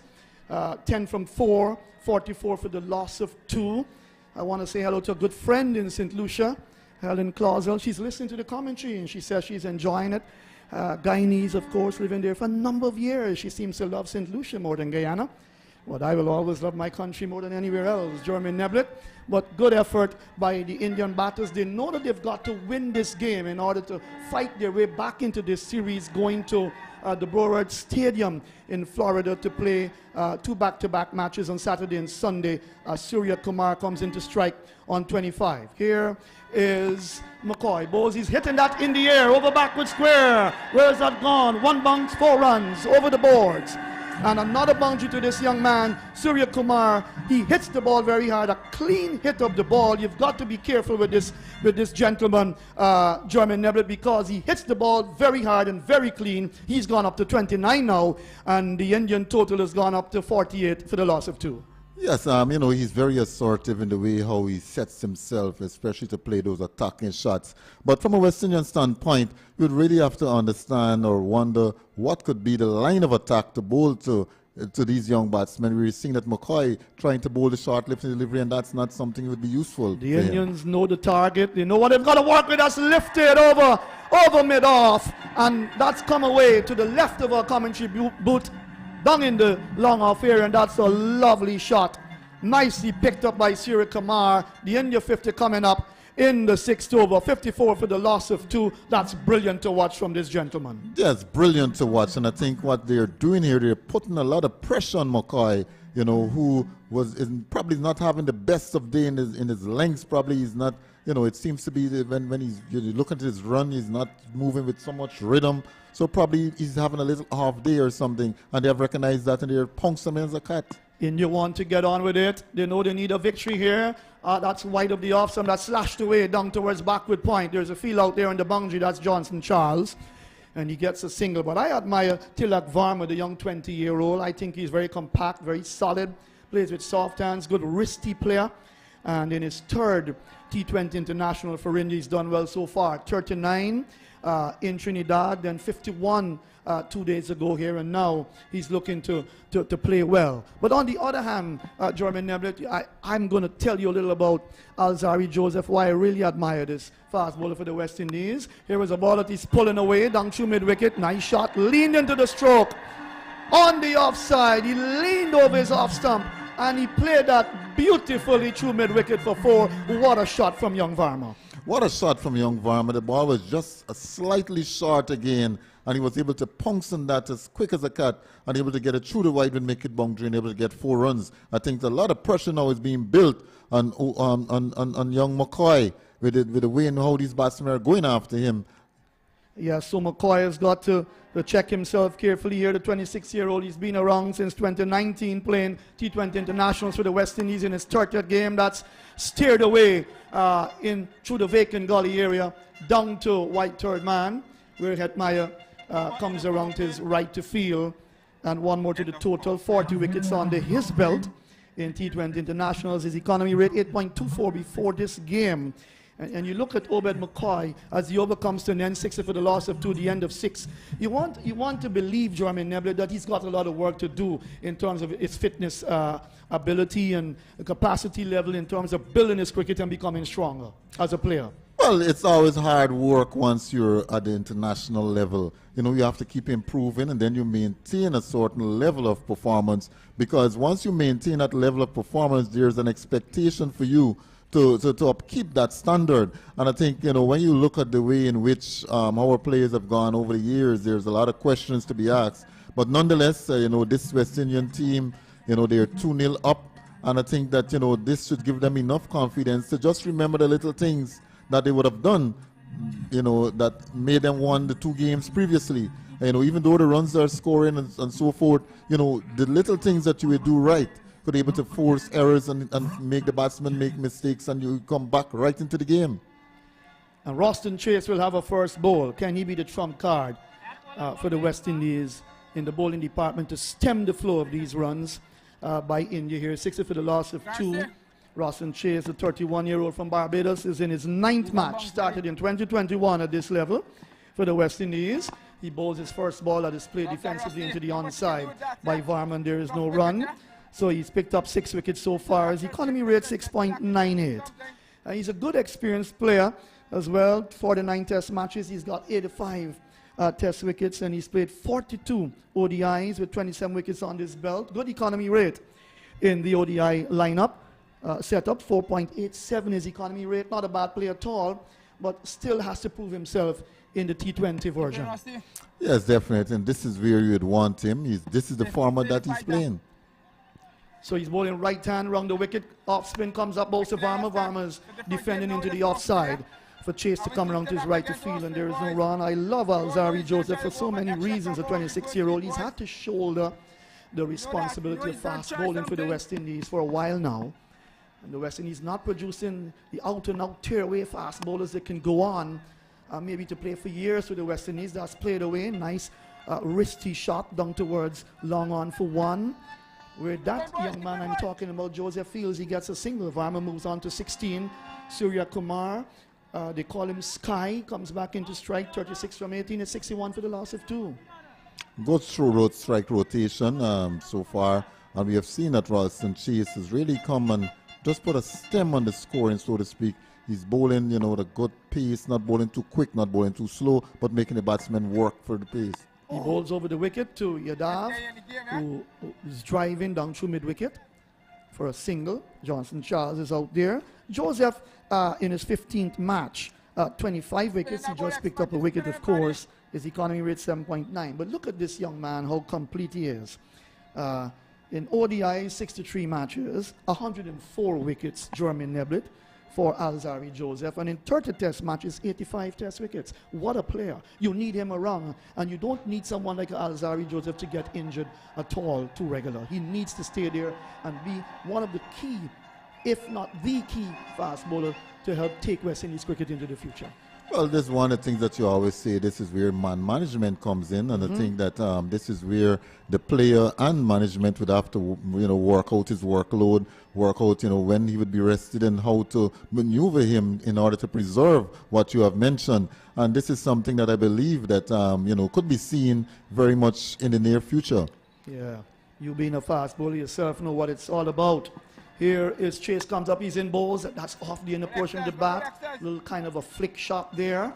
Down to long on wide again. But you've got to find these quality fast bowlers where you're going to get them from. These days, the West Indian players, they fancy their chances of playing white ball cricket. So how are you going to produce quality test fast bowlers? That's a big problem. Kemar Roach is more or less on his way out. I don't want to do him any injustice, but he doesn't have the pace like before, but he's still a good bowler. Here is a ball that's driven. Nice shot down to mid-wicket. That will beat the fielder. Took his right with long on, and that's 4. Chase giving away a boundary here, but he's in his first over. 68 for the loss of 2. Good shot there. Nicely picked up by Surya Kumar Yadav.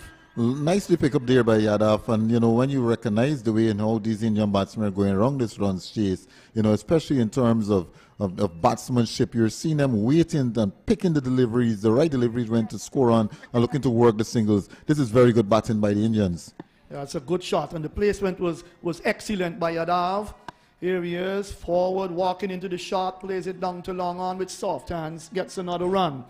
As the over comes to an end, 7 gone. India replying to 159 for 5 made by the West Indies. They're 69 for the loss of 2, the latest score from Providence.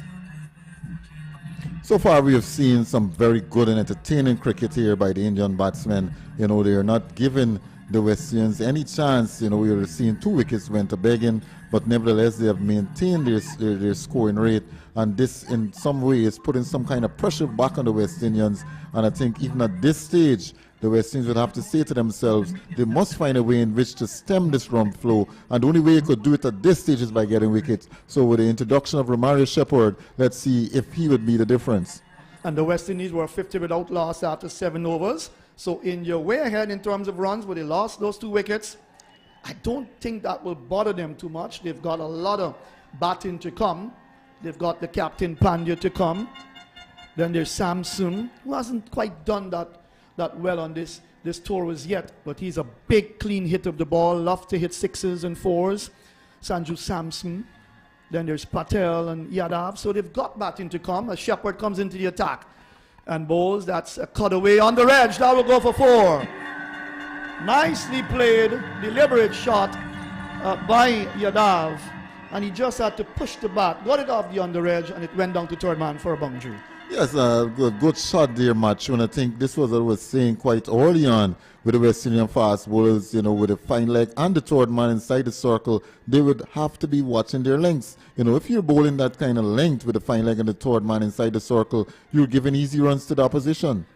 Yeah, the local boy, 28 years old, in his 29th T20 International for the West Indies, comes up, he's in bowls. That's a slow delivery, and that's driven through the offside. That's gone for another boundary, down behind point. Not a chance at all for Johnson Charles on the boundary cover.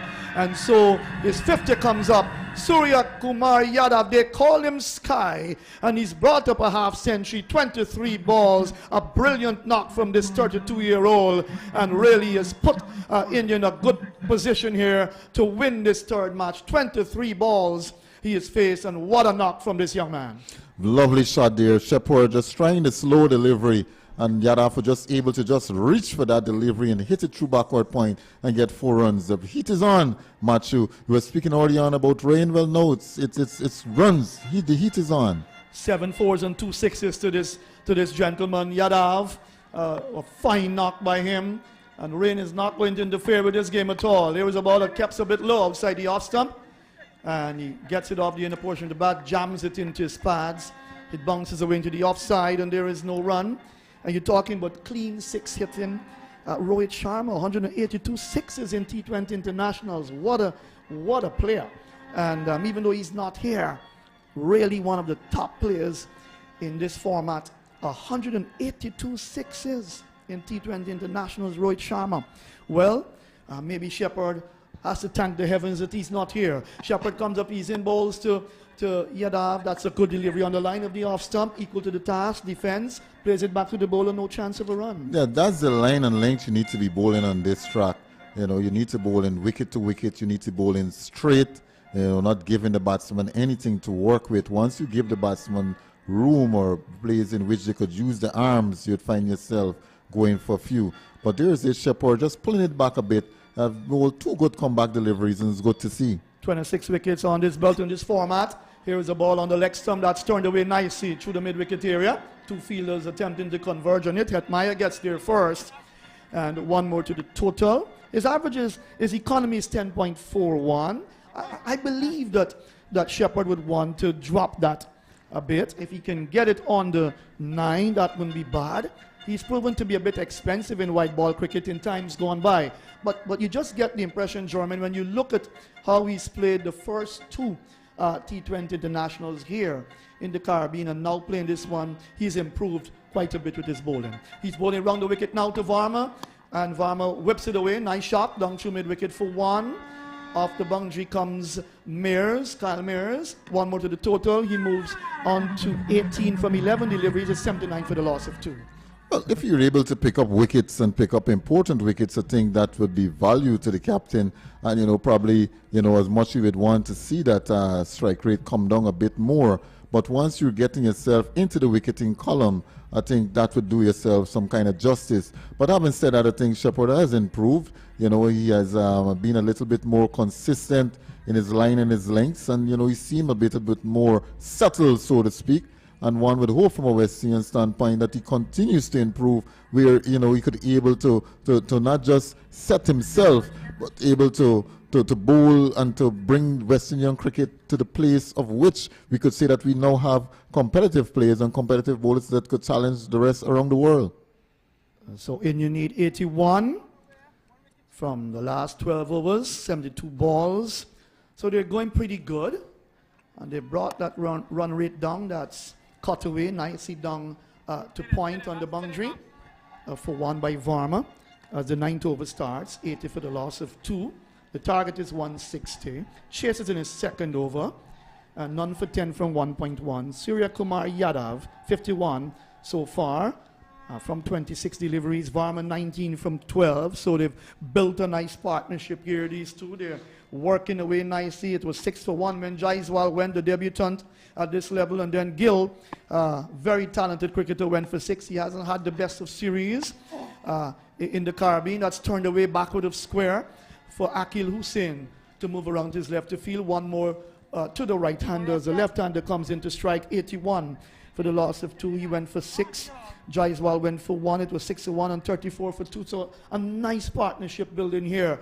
Jermaine Neblett between these two, and India will want them to go on a bit more.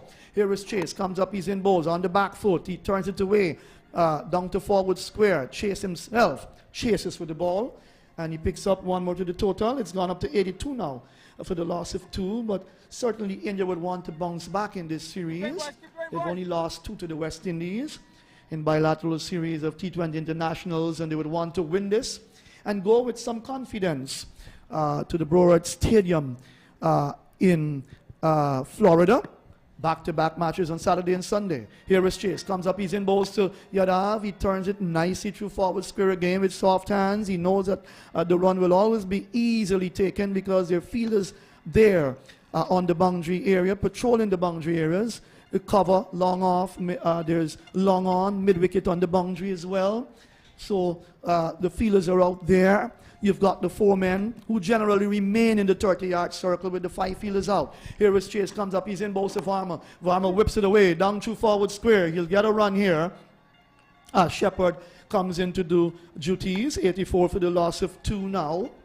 So the 50 partnership coming up between these two in the 9th over. Excellent work by the 2 batters out there, Yadav, and look at that, 21 to Varma from 14 and 28 to Yadav from 14 deliveries. Brilliant partnership, so 28 deliveries for that 50 partnership. Good work by the Indian batters as Chase gets ready to bowl once more.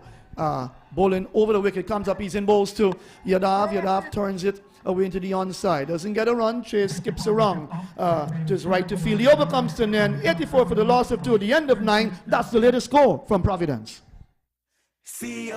Tap, swipe, or pin. It's as easy as 1, 2, or 3. And it's safer too. Why use cash when you've got a card? Upgrade to better with the new Easy Access MasterCard from COB. This is Cricket on Cotton Drive.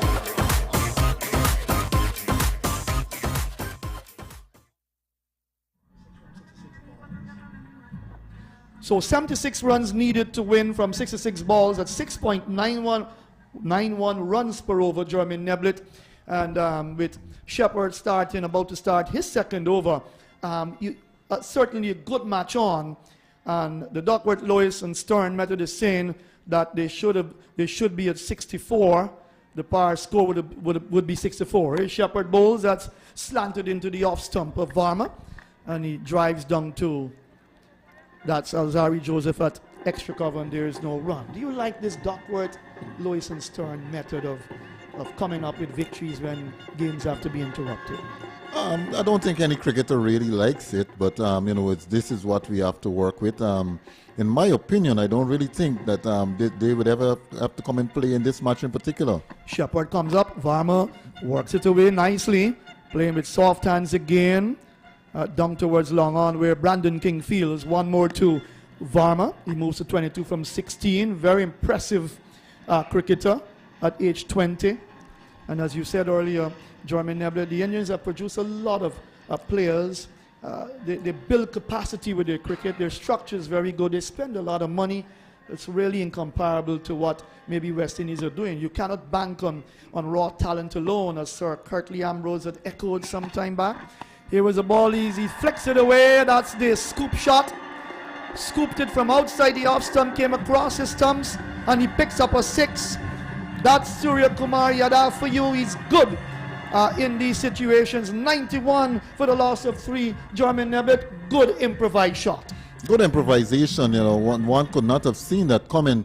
I think Shepherd himself now would have to really adjust his length, now knowing that Yadav have this kind of shot in his repertoire. He won't want to be bowling that kind of length, especially bowling those slower balls and those back of the arm. He would have to really be wary in how he goes about them now. He has to watch how he experiments. He's mixed his deliveries up. He's been bowling with a lot of variation now. 91 for the loss of 2. Shepherd comes up, he's in bowls. That's slashed away. That's gone for 4. Down behind point. A great stroke from this young man. Surya Kumar Yadav is doing it for Indian fine style so far. He's gone up to 63 from 31. It's 95 for the loss of 2. Yes, this is an action-packed innings. You know, this was the Shepherd now, having been played with a scoop, just looking to establish some kind of pride with the fast bowler, coming back with a cricket delivery just outside the line off stump, a bit too short, a bit too wide, and Yadav was able to pounce on it and able to get 4 runs. All right, so Anthony Kemrad standing by to pick up the commentary at the end of this over. 95 for 2. Remember that target is 160. Shepherd bowls over the wicket now. That's a Yorker length delivery that he digs out nicely and drives it. He's such a good time of the ball that he got it down to long on and picked up a single to carry his total now up to 64, and the total up to 96 for the loss of 2. Final delivery coming up in the 10th over. Shepherd none for 22 from 1.5 so far. Proven to be a bit expensive so thus far in his 2-over spell. Yes, we have seen him in time and time again. He proves to be expensive, but then he picks up vital wickets, and I think that's the reason why he's in the team. Well, he bowled his final delivery of his second over, bowling round the wicket to the left-handed Varma, who's playing that nicely down to point. A little bit of misfeeling there by Roston Chase that gives them the run as the over comes to an end. 10 overs gone, 96 for the loss of 2. More from Jermaine Neblett, and then to take you through for the next 5 overs will be Anthony Kemraj. Well, Cricket commentary comes to you with the kind compliments of the Sports Network. Located in Berbice, the Sports Network provides coverage for radio and television. So let our experienced broadcasters provide the coverage you need for your event. Give us a call today on 651-7661 or WhatsApp 518-986-9681 or email sportsnetwork@yahoo.com. The Sports Network. Coverage is what we do.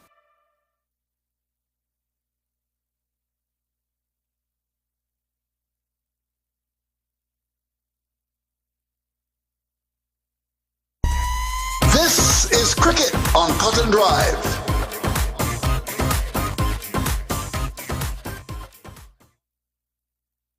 Good afternoon and welcome back here to the Providence Stadium on the East Bank of the MRR in beautiful Guyana.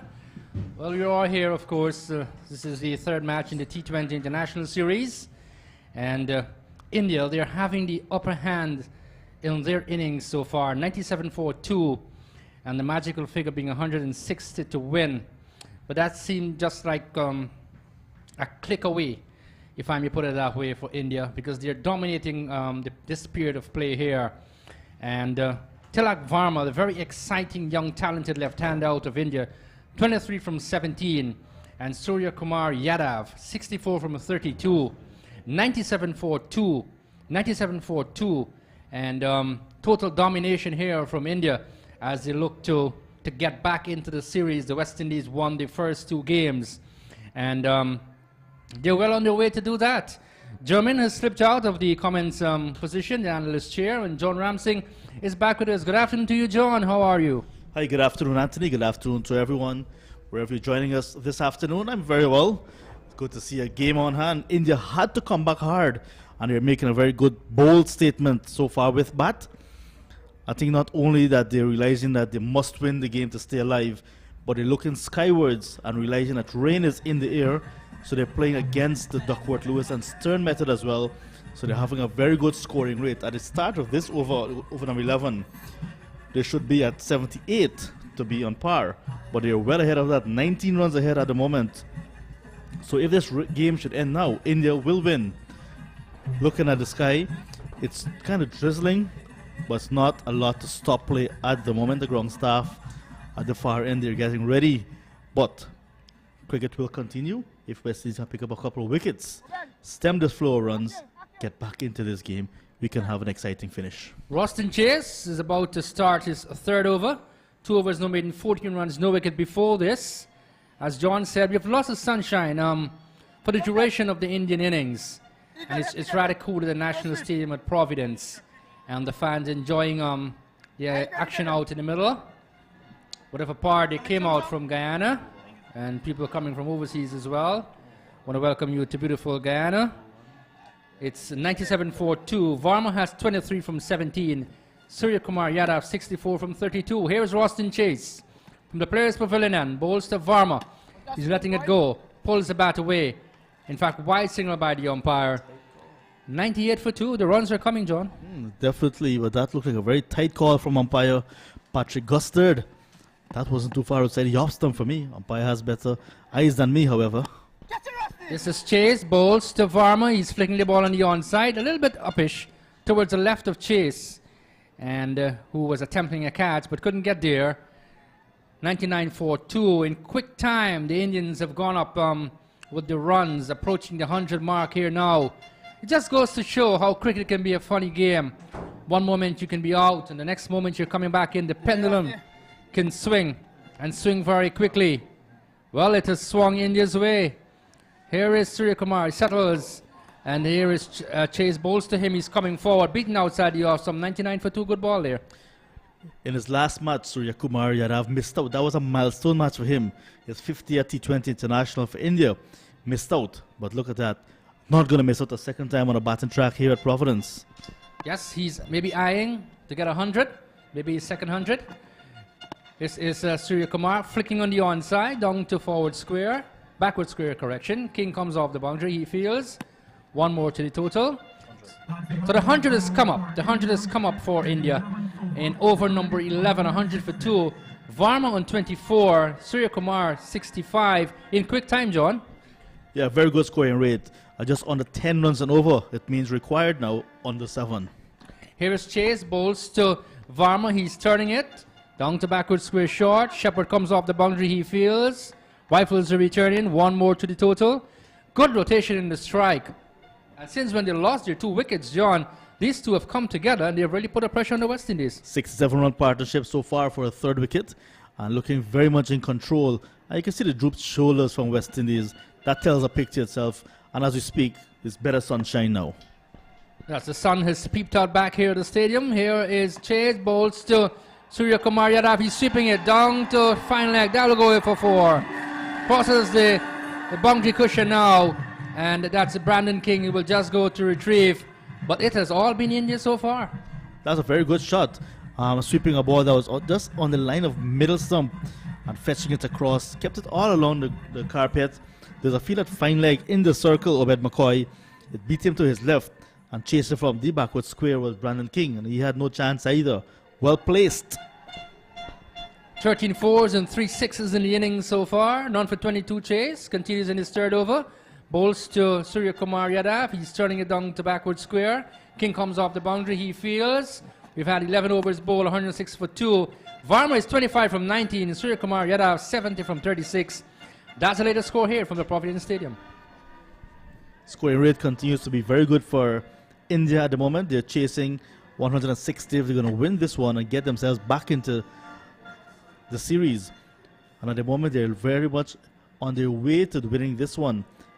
West Indies will need wickets in clusters if they're going to come back into this game.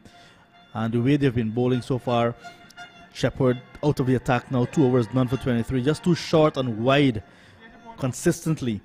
Obed McCoy, after a good opening over, sprayed it all over. So that did not help Ravman Powell at all in trying to put pressure on India. Just too many loose deliveries, too many boundary balls in the innings. 54 from 54 to win from here.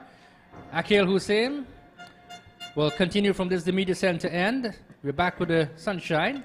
A little bit of hazy sunshine, not brilliant. 106 for 2. He starts over number 12. For the right-hander, there's what? A backward point, there is a cover. Man sweeping on the offside on the boundary. There's a long off, solitary slip as well. Here is Hussein bowls to Surya Kumar Yadav over the top with cover. And that will go into the boundary for 4. Elegantly done there, John. 110 for 2.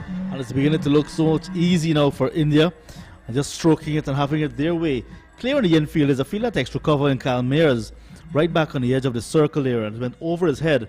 And once it get past him, this outfield is very fast and hard. It will run away. Well played. He doesn't seem to be in bother, and as a matter of fact, both of them. Nothing seems to bother them at this moment in time. And the West Indies just losing shape in this inning so far. Here is Hussein though, bowls to Surya Kumar Yadav, gets one that comes into him, stabs it out straight to point, chases in the way he feels, keeps them to 110 for 2. 25 is Varma, 74 is Surya Kumar Yadav, but he is an elegant player to watch on. Yeah, very stylish. And when he's on song like he is now, very pretty to look at. Absolutely so. He's got lots of shots in his armory. Can play them all. Here is Hussein, bowls to that's Surya Kumar Yadav. He strokes it back up on the offside where Mears feels. And you get the impression that, look, the Indians, they don't feel that, they're in a hurry. They've got lots of deliveries to go, lots of overs to get those runs. And no doubt they'll go away with a win, but you never know. Cricket is a funny game. Game of glorious uncertainties. Here is Hussein, bowls to Surya Kumar Yadav. He's stabbing it out into the offside. Gets a single this time. To the left of Chase. He feels 111 for the loss of 2 wickets. And if they win here, they'll keep the series alive, John, and they head for the States. Yeah, Lauderhill this weekend, Saturday, Sunday, back-to-back games. And it will be interesting to see how West Indies will go there as well, because they wanted to do all the heavy lifting before they get to the US, meaning try to wrap up the series here in Guyana. But if they cannot win this one, the series will remain open, and India can very well come from behind and challenge for this series. So many times you've seen it in the game of cricket, the team coming from behind, winning the series. Here is Hussein, bowls to Varma. He is coming forward, might have opened the face, and gets it down to short third man, where Joseph cleans up. One more to the Indian total, 112 for the loss of 2. Yeah, nice shot. Just using the pace of Akil Hussain there. Just opening the face of the bat and dabbing it down to third man, who was in the circle and did well, Joseph running around, because a little bit more to his left, to his right in fact, that ball would have gone to third man boundary. Hussain continues and bowls to Yadav. He is playing the scoop and will get at least a second run here as Joseph comes all the way from the backward square to clean up and returns to the keeper's end, and they get 2 more. 114 for 2. Varma is 26 from 20. Surya Kumar has 77 from 41. 12 overs bowled. That's the latest here from Providence. Good over for India. Picked up lots of runs in that over. It means now that West Indies under pressure again to break this partnership, which is now worth 80 runs. And Surya Kumar Yadav well on his way to another milestone, a big 100 if possible. Could be a match-winning 100, but Varma giving good support, playing his part so far. 19 deliveries he has faced for 26, 3 fours. So it's a nice partnership, really keeping West Indies in check. That scoring rate, Anthony, remains above 9 runs and over, and which means the required run rate is under 6 now. So this is India's game to lose. Yes, Joseph will continue from the Players' Pavilion and 2 overs before this for 11 runs, taken the 1 wicket. And let me just recap. Of course, the West Indies won the toss, batted first, 159 for 5. The highlight of that innings being the captain's 4th not out, Rovman Powell. Since then, my word, it has been India, losing just 2 wickets. Joseph continues. He's up there, bowls to Varma. He's checking the pad, but we'll get a single. We'll await the umpire's signal. That is going to be a leg by, so 1 more to the total. 115 for 2. So nice crowd here today at Providence. Tuesday, it's a working day, but spectators coming out and supporting cricket once again, and coming from all over the world. Welcome to Guyana, all of you. But India here now, with all the heavy lifting early, can just cruise. Don't need to do anything silly. West Indies will have to do everything to get back into this game. As you were saying there, John, probably a spectator coming out of France, Paris. That's nice to see. Traveling all the way, to come here to watch cricket in Guyana. Beautiful Guyana. Here is Joseph. Up there, balls to Yadav. This is flicked. Down to backward square, but that's gone for 6. My word, what a shot. That spectator we saw on the monitor moments ago came all the way from Paris to watch cricket in Guyana. I came all the way to Providence to look at Surya Kumar play the helicopter, and he just did. Wonderful shot from him. It was a ball out on the line of the off stump from Joseph, and he went into position very quickly, whipping that one all wrist, a la Mahendra Singh Dhoni, and it went over the boundary in front of the manual scoreboard. Well played. Well, he has gone up to what? 82, 83, I make it. Varma has 26, 121 for 2. And if you're a West Indian fan, you'll not be happy watching what's happening right now. Here is Joseph. He's up there. Balls to Yadav. He is miscuing a drive to the offside. He's such a classy player. And when he plays those shots with relative ease, all the ease in the world, all the timing, and so many cricketers are very easy on the eye. They don't have to put lots of power. And he's very elegant, no doubt about it. 121 for 2. I guess you're enjoying this innings, John. Oh, definitely, and this is what India needed to get back into the series. You would not want to see a one-sided series. Many felt West Indies would have been on the receiving end of some of the blows, really. But it is actually India who suffered in the first 2 matches and now coming back. Yes, this is Yadav flinging it straight to King. At the short fine leg, takes the catch, in fact, on the boundary. And he goes back to the pavilion. 83 from 43, 121 for 3 to win 39 from 45. You never know what can happen, John. Yeah, what a disappointing way to go, but very good catch. That ball was whipped off the leg. Surya Kumar in his familiar fashion, whipping it, and King had to just wait for it. No need to move left nor right.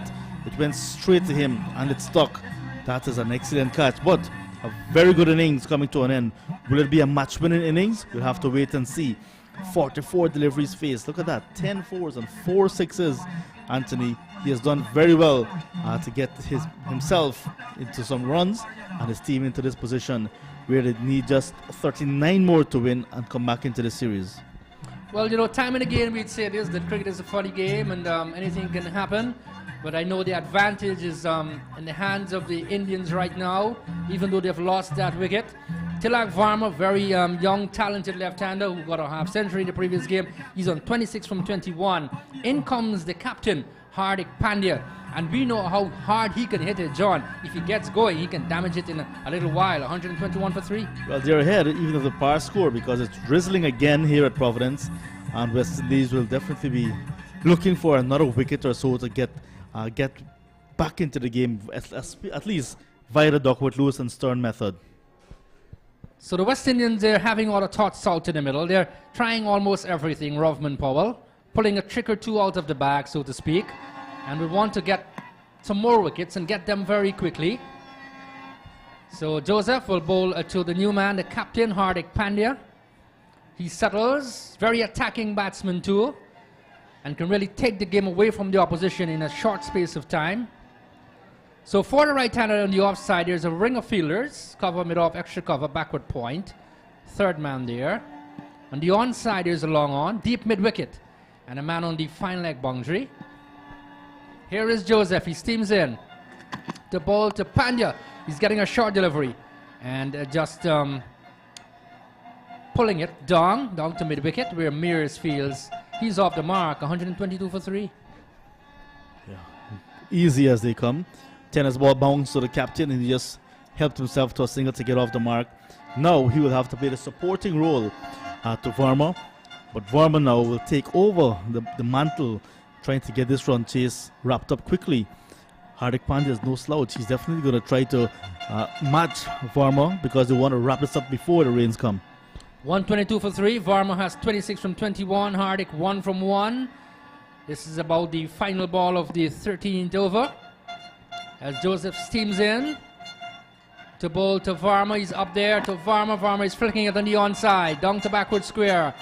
Hetmeyer comes off the boundary. He fields. Limit them to 1. And 1 more to the score. 123 for 3. We've had 13 overs bowled. Varma is 27. Hardik has 1. That's the latest score here from Providence. Successful over for West Indies. And well ahead. 37 still needed.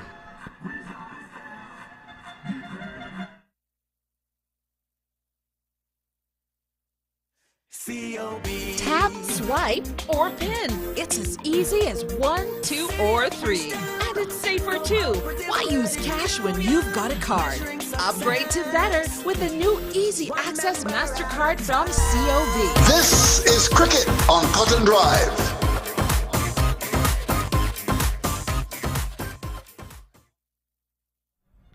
Welcome back. And I was coming into the stadium this morning, John. I harbored the thought of maybe, if West Indies can win and go 3 up, how great West Indian fans would feel. My word. Here is Hussain. We'll continue from the media center end to bowl to Varma. He is pulling it. Down to mid-wicket. Will find a gap. Yes, he does. That'll go away for 4. Beats a diving figure of Charles there. Not a boundary, John. 127 for 3. Yeah, very good pull shot again, pulling it all along the ground and into the gap. Johnson Charles was diving away to his left as he come from a straightish mid-wicket position, but just couldn't get there to prevent the boundary. Well played again. The placement was very important. It was a short ball to begin with from Hussain, a long hop. Did you harbor the thought, John, coming into today's match? Probably West Indies would go up 3-0? I think West Indies, they had a balanced squad coming into the series, and it looked as if they were going to give India some troubles. And if they were to win the series with 3 matches done, 2 to go, that would have been very good for them. Hussain continues. Varma settles. He's coming forward. Tickles it on the onside. Very nonchalantly done too. He's a very classy player too. He doesn't depend on too much of power. And I guess some young players are wrong. If you're a young man and you're sitting in the pavilion, maybe you can just take a thing or two out of Varma's book. Very classy. Doesn't have to be power all the time. You still can play authentic cricket shots in the V's, running between the wickets, finding the gaps and all those things. Very important. 128 for 3. At 20 years old, getting an opportunity to play for the national side, it's very important that he grab it with both hands, because how many people are waiting to take his place? Many, many, many. Many too numerous to mention.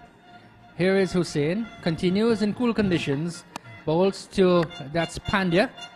Pandya depends more on power. He is 2 from 2. Varma has 32 from 24. In the 14th over, they're 129 for 3. India looking to get 160. They're just 31 runs away from that. West Indies, you can see the body language of West Indies. They need a booster. They need a wicket or two to really lift their spirits and try to come back into this game. Here is Hussain, bowls to Varma. He is miscuing a pull down to backward square though. The fielder, that's McCoy, comes off the boundary. He gets 1 more. Good rotation in the strike, 33 from 25. Hardik has 2 from 2, 130 for 3 in over number 14. To win is 30 from 38. That's the equation. And an equation which is in the favor of the Indians, John. Very much so. Yeah, but Hussain now, his last over, can create a magic or two. Yes, he can. Strange things happen in the game of cricket.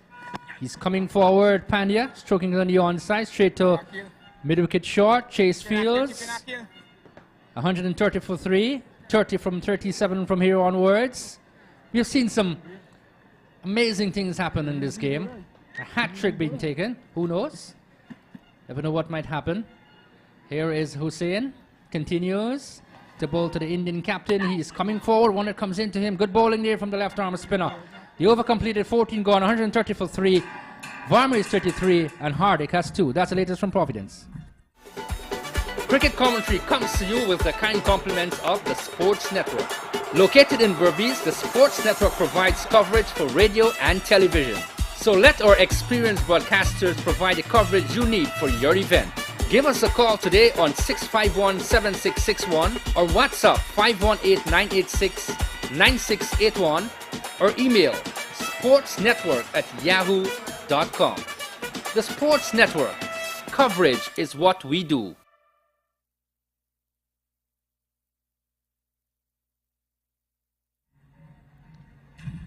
Welcome back here. Our very good friend Matthew Kuhl. He's going to be here in a moment or two. But he's so nervous. He's like Jack in the box behind the commentary box. Very eager to get on. And, the excitement, John, that really caught us up during the course of this series. West Indies winning and send the fans in celebration. They were thinking, you know what? The West Indies would go up 2-0, maybe 3-0 here at the Providence Stadium. India, they're having the game at the moment. 30 from 36, 130 for 3. As Chase continues and will bowl over number 15 from the players' pavilion end. To bowl to Varma, he's 33 from 25. He's coming forward, looks for the single, will get it too. Down to the point area where Hussain fields, 29 from 35. But the excitement, John, even though if India wins, I know West Indians, they're always nice people. They will celebrate the win as well. Yes, definitely. There's no bigger reason to celebrate than cricket in the Caribbean. And I'm very much encouraged by the spectators' turnout, because after that first game that West Indies win, when they were playing in Trinidad and Tobago, we saw an increase, and it was reported as well in ticket sales.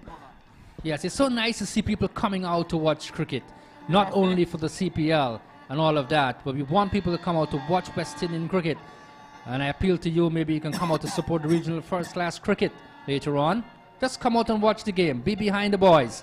Here is Chase, bowls to Pandya. He's choking it on the onside, as Powell will pick up cleanly from long on. 132 for 3. Support is always important, John, no matter what you do in life. I totally agree with you, and I think that was what helped West Indies on last Sunday, when they were pretty much down and out, when they had a middle order collapse with Zari Joseph and Akil Hussain holding their nerve towards the end because of the support of the crowd. Here is Chase, he's up there, bowls to Varma, he's turning it down to a backward square, will look for the second. Hetmeyer comes off the boundary and rifles the return in over the keeper's head, where Hussain cleans up on the offside, and they get 2 more. Varma 36 from 27, Hardik 3 from 6, 134 for 3 and over number 15. And the action is really hot out in the middle. India, they're having the upper hand. They're enjoying the ascendancy, so to speak, in this game so far. Here is Chase, bowls to Varma, he's coming forward, wants a single, will get it very quickly as Mayers throws to the non-strikers end. Good communication, John. That's brilliant cricket. Yes, good stuff from India, dropping it with soft hands and getting a single easily. We look across the monitor, you can see a lone spectator there. Hetmeyer with his name stamped on his jersey at the back. And maybe just reminding West Indian fans, you know what? We've got Hetty there. 25 from 31. 135 for 3. Here is Chase. He's up there. Bowls to Pandya, he's coming forward. Wants a single, but it's sent back. He knocks it down. That's McCoy in the covers. 15 overs bowled. 135 for 3. 37 is Varma from 28. Hardik has 3 from 7. 25 from 30. That's the latest score here from Providence. Roston Chase finishing his spell as well.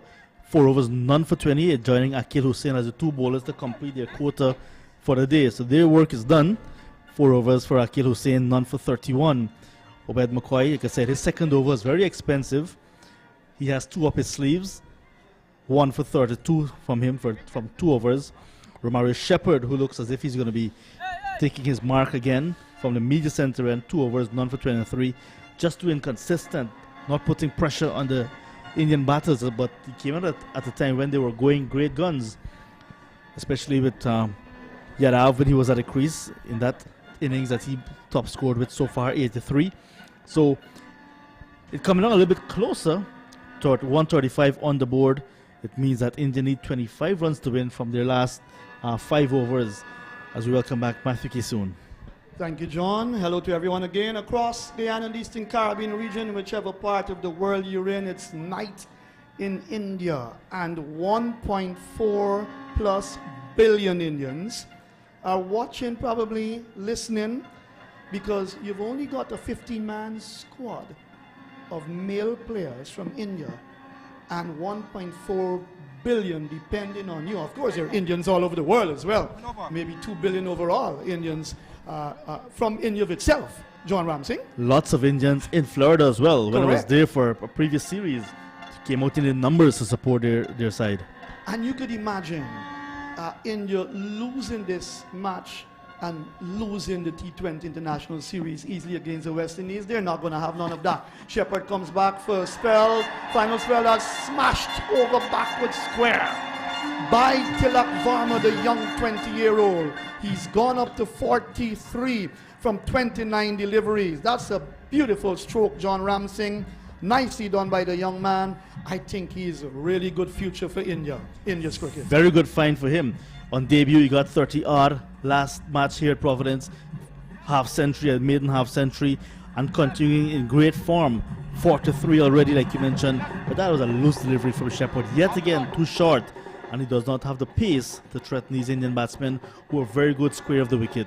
That was easily pulled. 15 fours, 5 sixes in the Indian innings so far. Shepherd bowls us well up to the batter. That's Varm on the off stump.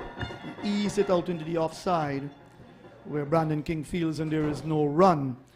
And I guess many would remember in 2017, you know, Evan Lewis would have hit 125, the highest score by a West Indian against India in T20 International, 62 balls. You remember that, 2017 at Kingston? Wow, if I'm correct. Yes, I think I'm correct. I stand corrected. Here is Shepherd, comes up, he's in bowls to Varma. Varma works it away, nice shot, down through mid-wicket. You'll get a run here, just trotting through easily. Indian know that for them to lose this, it will take a miracle effort on the part of the West Indian bowlers to prize them out, John Ramsey. Yeah, and the way things are going with Shepherd serving up a heavy dose of short balls, it doesn't look like it's going to happen anytime soon. Right, 125 not out, 62 balls in Kingston in 2017. Evan Lewis, you need West Indian batters to perform as good. What's happened to Evan Lewis? And there's some names I would love to call. I would love to see West Indies cricket invest in some players for the future. You've got the likes of a Kevin Sinclair. Of course, you've got Gudakesh Moti. I can call some names. I had some written down. I'll probably try to give it to you. What about that's a long list there, yeah. There's quite a few. Kavim Hodge, you've got Alec Atanaz, he's in the test lineup and played in the one days. What about Kurt McKenzie, Akeem Jordan? Here is Shepherd, comes up, he's in bowls to the right-handed captain who is looking to cut that away. And that ball held up on him a bit, went through to the keeper. No chance of a run. Let's go through some names. John, what about, well, of course, Kimo Paul needs to be more fit, ready as well for cricket.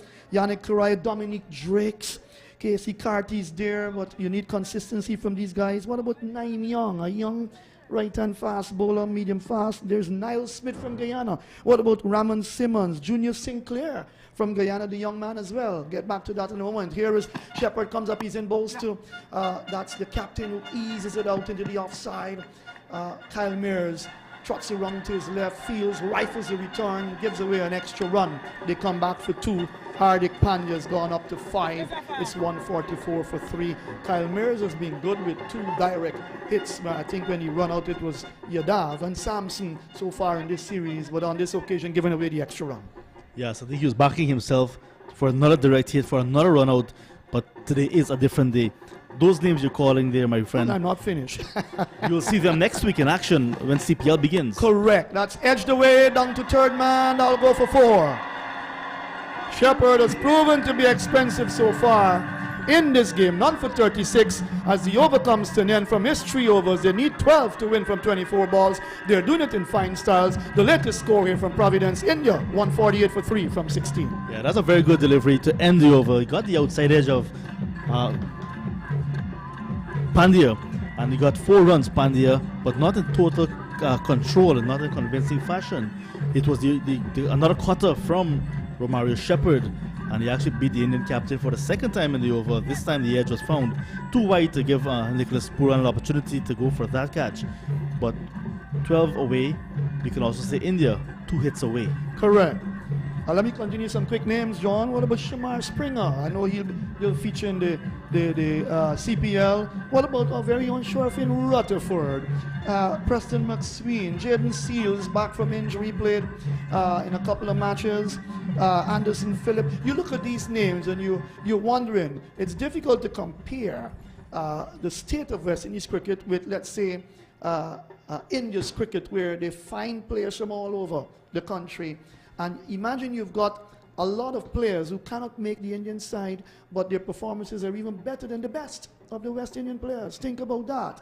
It's not a good thing to say, but that's the truth. But they just can't get into the side simply because of the better players who India would have invested in. But I liked I like the pool in terms of the Indian players and the amount of players that they can turn to. And you can safely say that India could probably field 2 teams in all formats at international level, John Ramsey. Yes, and I think there's a statement that was made by the current captain of this Indian T20 side, Hardik Pandya, that India can field many teams in different formats. And it was kind of like an ironic statement, because after that statement, he started to not win matches. Joseph 2 for 19 starts his final over. That's outside the line of the leg stump, short lift and delivery, and taken by that's Puran. Varma 44, and how well this young man has adapted to the T20 internationals, making his debut in Trinidad, getting 39 and 51, now 44, heading for probably another half century. He can get there, 12 to get from 23 deliveries. I think India would want him to get a half century here, which would be excellent. Pandya is the type of player that would allow him to, depending on the complexion of the game. But it's 12 from 23. That's easy. He's 44 from 32 balls. He's on strike. Joseph comes up. He's in balls to the left-hander. Nicely played. Soft hands. Angling the bat nicely down to mid-wicket. They get 2 for that. And when you play with soft hands, John Ramsing, given the complexion of the game, you'll always pick up 2 easily. He's gone up to 46 now. The 150 coming up in the 17th over for India.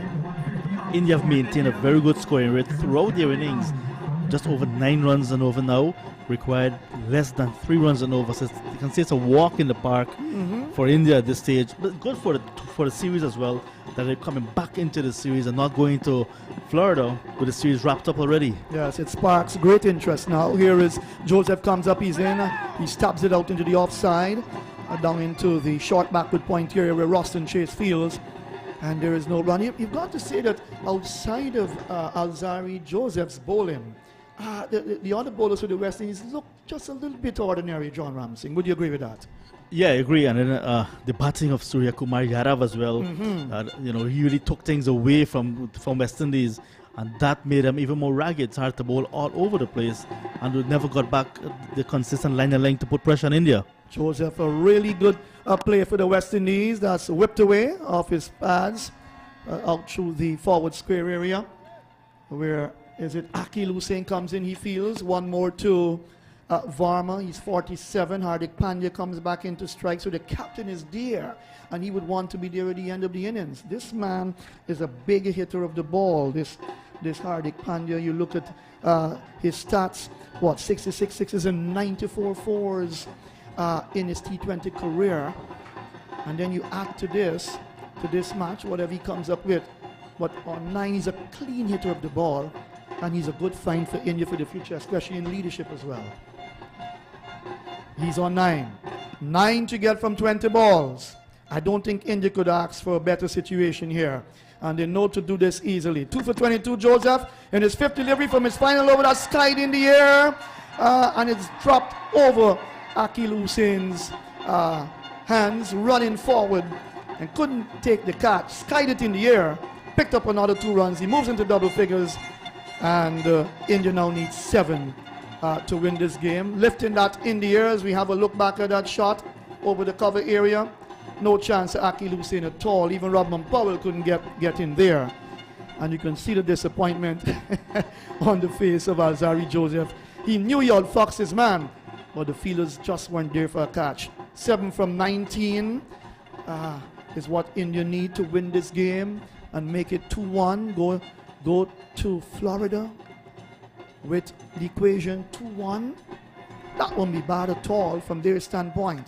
Here as Joseph comes up, that's a Yorker length into the leg stump, dug out nicely by Hardik Pandya. But through the mid-wicket area, he gets a single, he moves to 12, 154 for 3, 17 overs gone, and India in a very strong position to win their first T20 international here in this series after 17, 154 for the loss of 3, John Ramsing. Good over.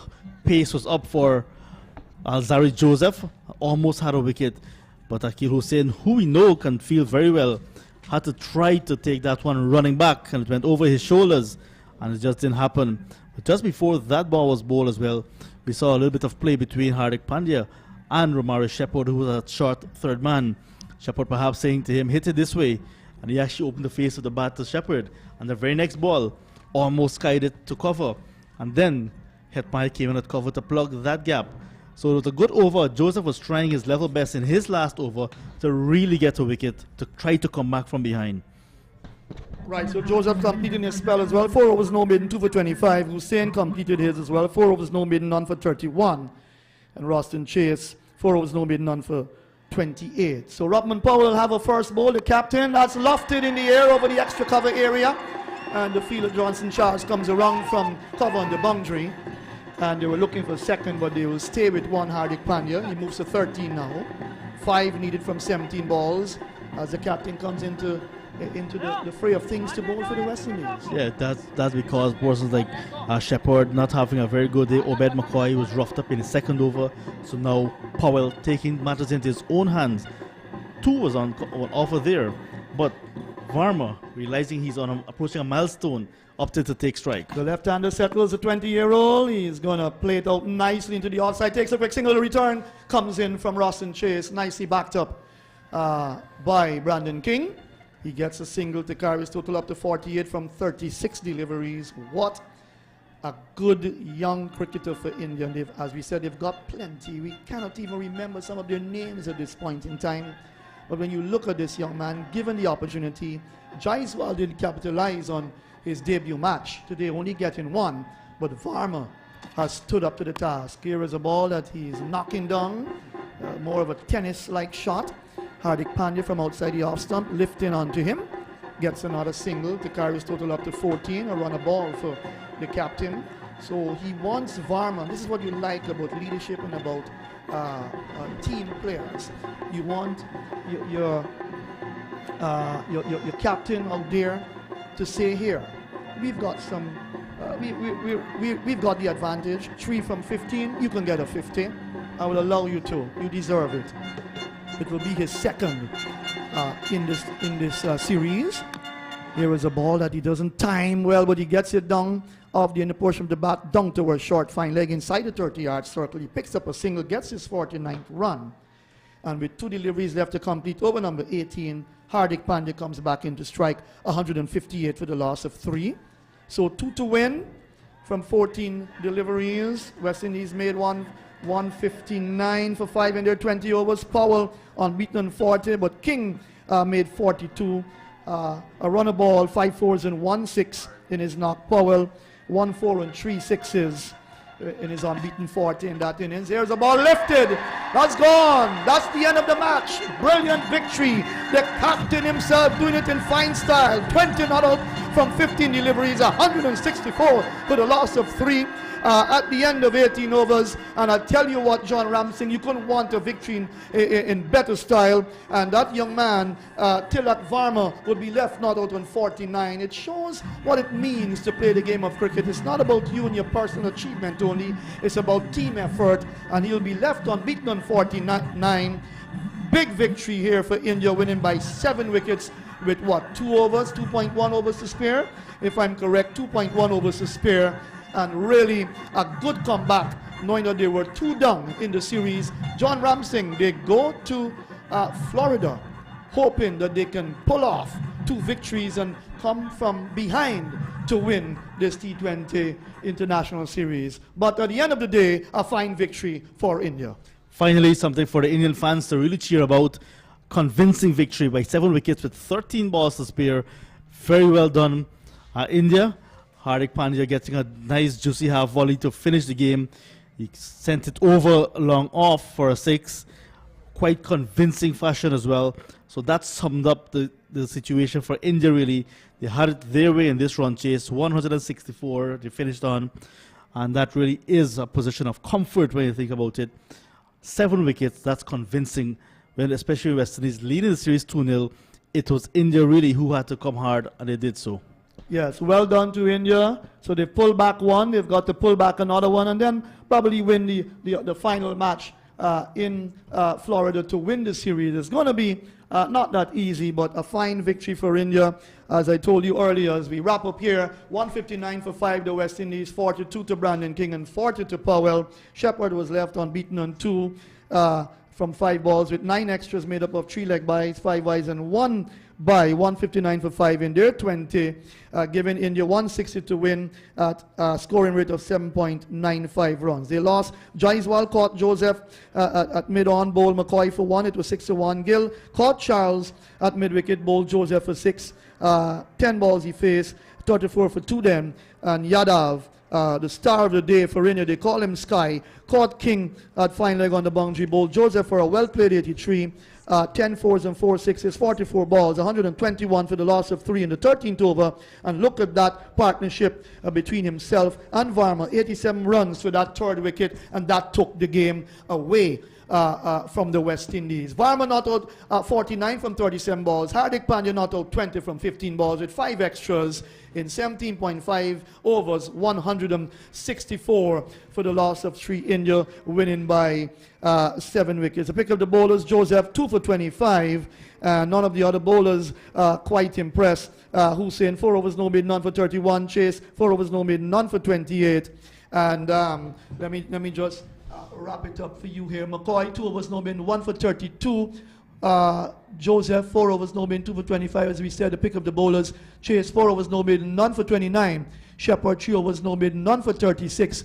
And Powell 5 balls, none for 10. India winning this match in fine style by 7 wickets. Final thoughts from John Ramsing, and then we'll take a relief from the National Stadium of Providence. He says no, he won't say anything else, but definitely a great victory for India. And on behalf of the entire, in fact, we have to take the presentation. Oh, we have to take the a run for a little presentation. bit. Well, just a quick wrap up. Surya Kumar, 83. What a fantastic knock from this young man. He plays the ball with good timing. He times the ball well. A well played 49 to Varma. We're getting ready for the presentation, but Hardik Pandya not out on 20, and India winning by 7 wickets. A handsome victory for them indeed as we go down to Florida.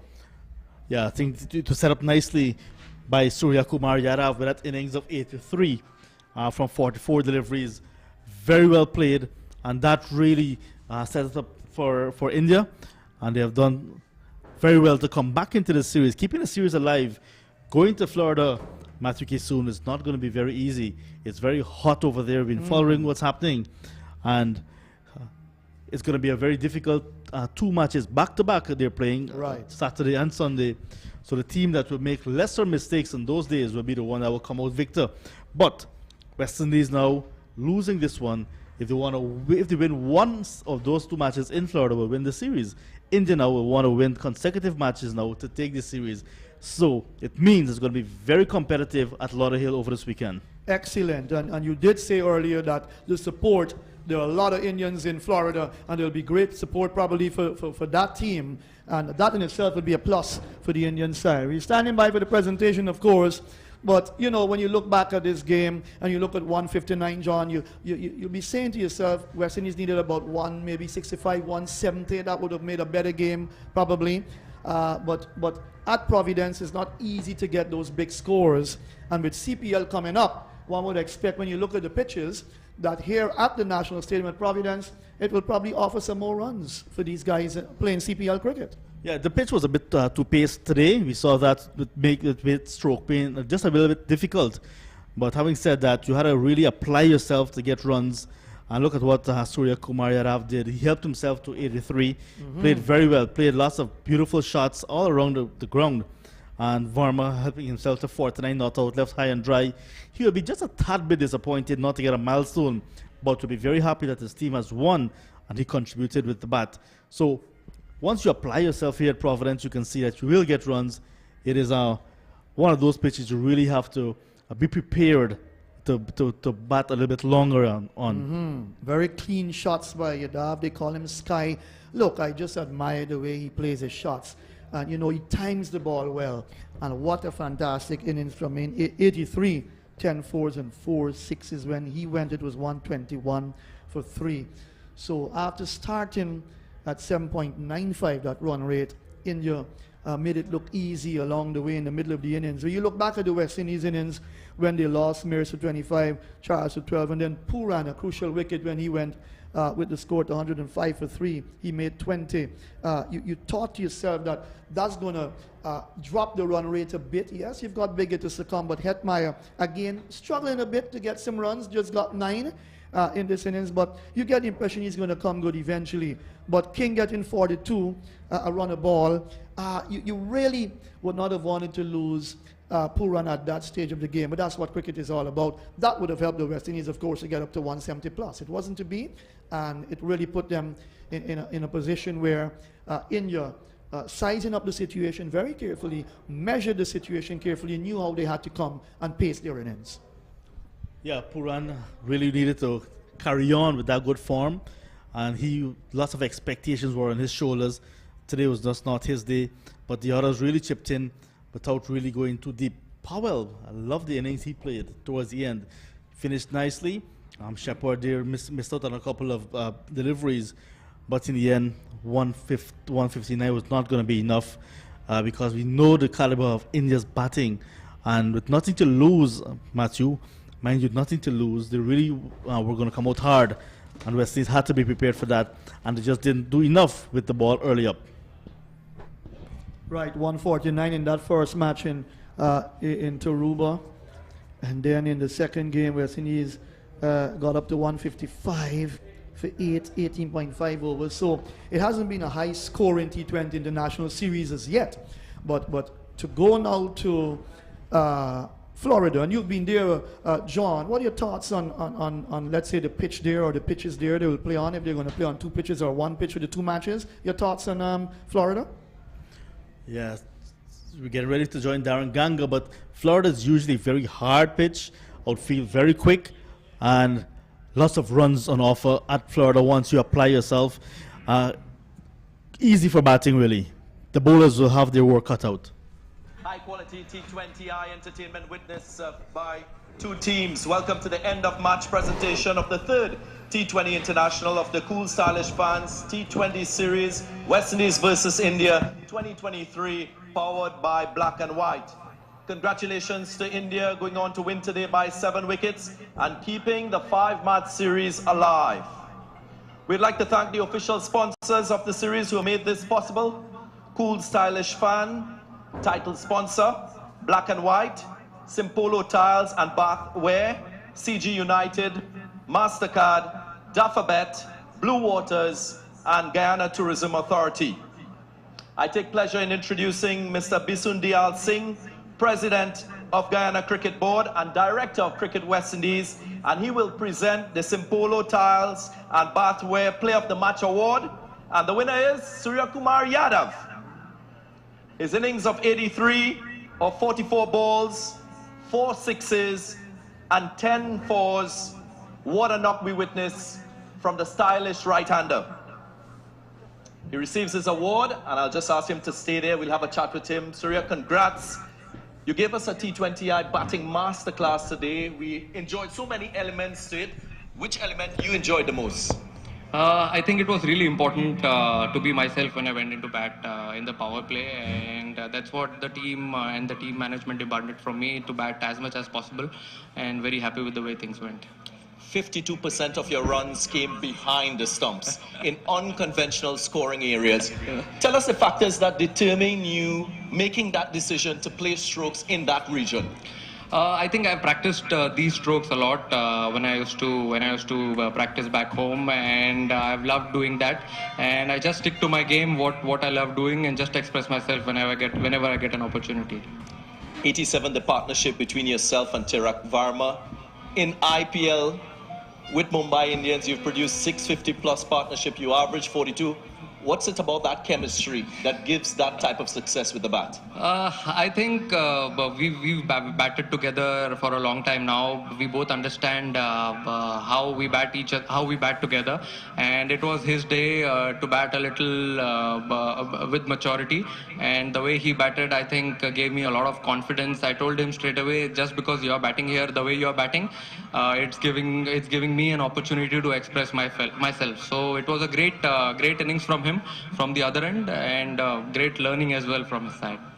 As the most accomplished T20 batter in this Indian side, just prior to this game, did you feel the pressure of India having to win? No, India hasn't really lost 3 T20I matches in a bilateral series.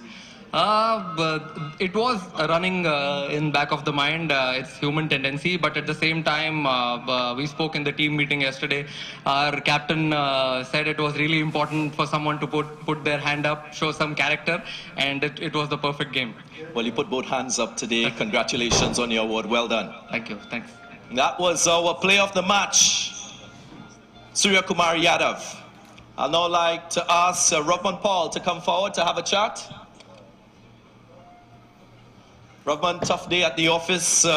Give me your assessment of West Indies batting first and that target of 160 you set for India. I think maybe we're 10-15 run short. It seems at the end like a pretty good wicket, But having said that, credit have to be given to the batting unit. I think the start that we got was something that we asked for. We just lose our way in the middle overs a little bit. You're exceptional in the last 5 overs. You produced that type of firepower to finish the innings. The best last 5 overs with the bat for the West Indies. Did you feel, as you mentioned, the middle overs, there was an opportunity for the West Indies to promote Nicholas Pooran at number 3 after that 55-run opening partnership? Yeah, looking back, we could always say that. But in the heat of the moment, we just wanted to give Johnson Charles an opportunity to just go and be himself. We know destructive Nicholas has been in this series and overall, But having said that, I think things went smoothly today. It's just that we were maybe 10-15 runs short. Yeah, India made light work of that target.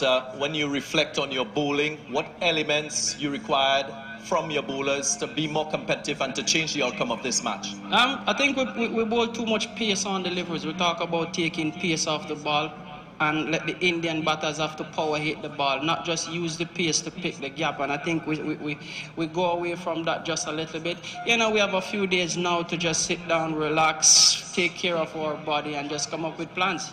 Well, tough luck today, and we look forward to seeing you in Florida in a couple of days' time. Thanks, man. That was Robman Paul, the captain of West Indies. Time now for the winning captain, Hardik Pandya.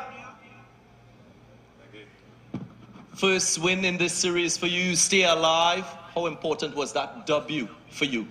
Obviously, it's very important, I think, within the group as well. We spoke about the fact that, these are the 3 games which will be very exciting. And, as Suri mentioned, it was important that we don't change our tempo and we have to back ourselves. 2 losses or maybe 2 wins does not change much things. At the end of the day, we have the long-term plan which we are focusing on, and at the same point of time, it's very important that we kind of show our character and kind of show that we mean business when we come to these difficult games. You had to bowl first in this match. What made you invest heavily in your spinners today? There's no certain plans about them bowling 12 overs. I just felt with the situation that Nicky has not come, so I thought that I might have used them more, so we can later might as bowl. My fast bowler can bowl a couple of overs less, and I think it worked really well. Akshar, not getting to bowl his full quota in the last. I actually did not bowl at all, and in previous game only bowled 2 overs. The way he bowled today and kind of made sure that he kept giving me the options where I can rotate Juicy and Kuldeep. And that was fantastic from the spinner, and at the same point of time, it was very good to see how Mukesh and Arshdeep also chipped in. It's quite coincidental that you mentioned Nicholas Pooran. Both yourself and Kuldeep in combination was the line of attack with the ball to Nicholas Pooran. Was that a predetermined plan? Yeah, if Nicky wants to hit, let him hit me. So that was the plan. And yeah, I mean, he's an exciting player to watch. And at the same point of time, I really enjoy that kind of competition where, I know that I can't err in much length or line because he's going to punish me. And at the same point of time, I see he's respecting a little bit me. So yeah, it will be exciting. I know he's going to hear this. And 4th game, I hope he comes very hard on me and maybe give me a wicket as well. Captain taking responsibility. Let's talk a little bit about your batting. 2 defeats, and a lot of people were talking about the balance in your batting. Is this the expectation that you always had with your batting for your top order and middle order to score the bulk of the runs? I mean, see, see, within the group, it's very important that, what is important with us. As a group, we have decided that, yeah, we're going to bat with 7 batters. We have to take responsibility. It is what it is. We don't have much option where we can get someone at 8 and maybe strengthen the batting. And I always believe that bowlers win you games. And if, as how it happened today, if a batter scores runs, you don't need anyone at 8. So I'm glad that batters have taken that responsibility, and at the same point of time, it's going to be very good, exciting 2 games. Obviously, starts with the next game on 12th, where, yeah, it will be a good competition. I can't let you go without asking about that 87-run partnership with Sky and Tilak Varma. How special was that in your estimation? Yeah, brilliant. See, as Surya mentioned, both of them play together. They understand their games, and someone like a Surya, which I find, I'm very good to have someone like him in a team, because he loves this challenges moment, and at the same point of time, he's willing to take that responsibility. And if a batter like him, with the strike rate or with the shots which he plays, and if he can take that much responsibility within the group, it sends a lot of confidence, and all the batters can kind of learn what he's doing, and maybe at the same point of time not getting 2 innings runs and coming out and playing like this. That shows his character as well. Thanks for your time, Hardik Pandya. Congratulations, India. Thank you.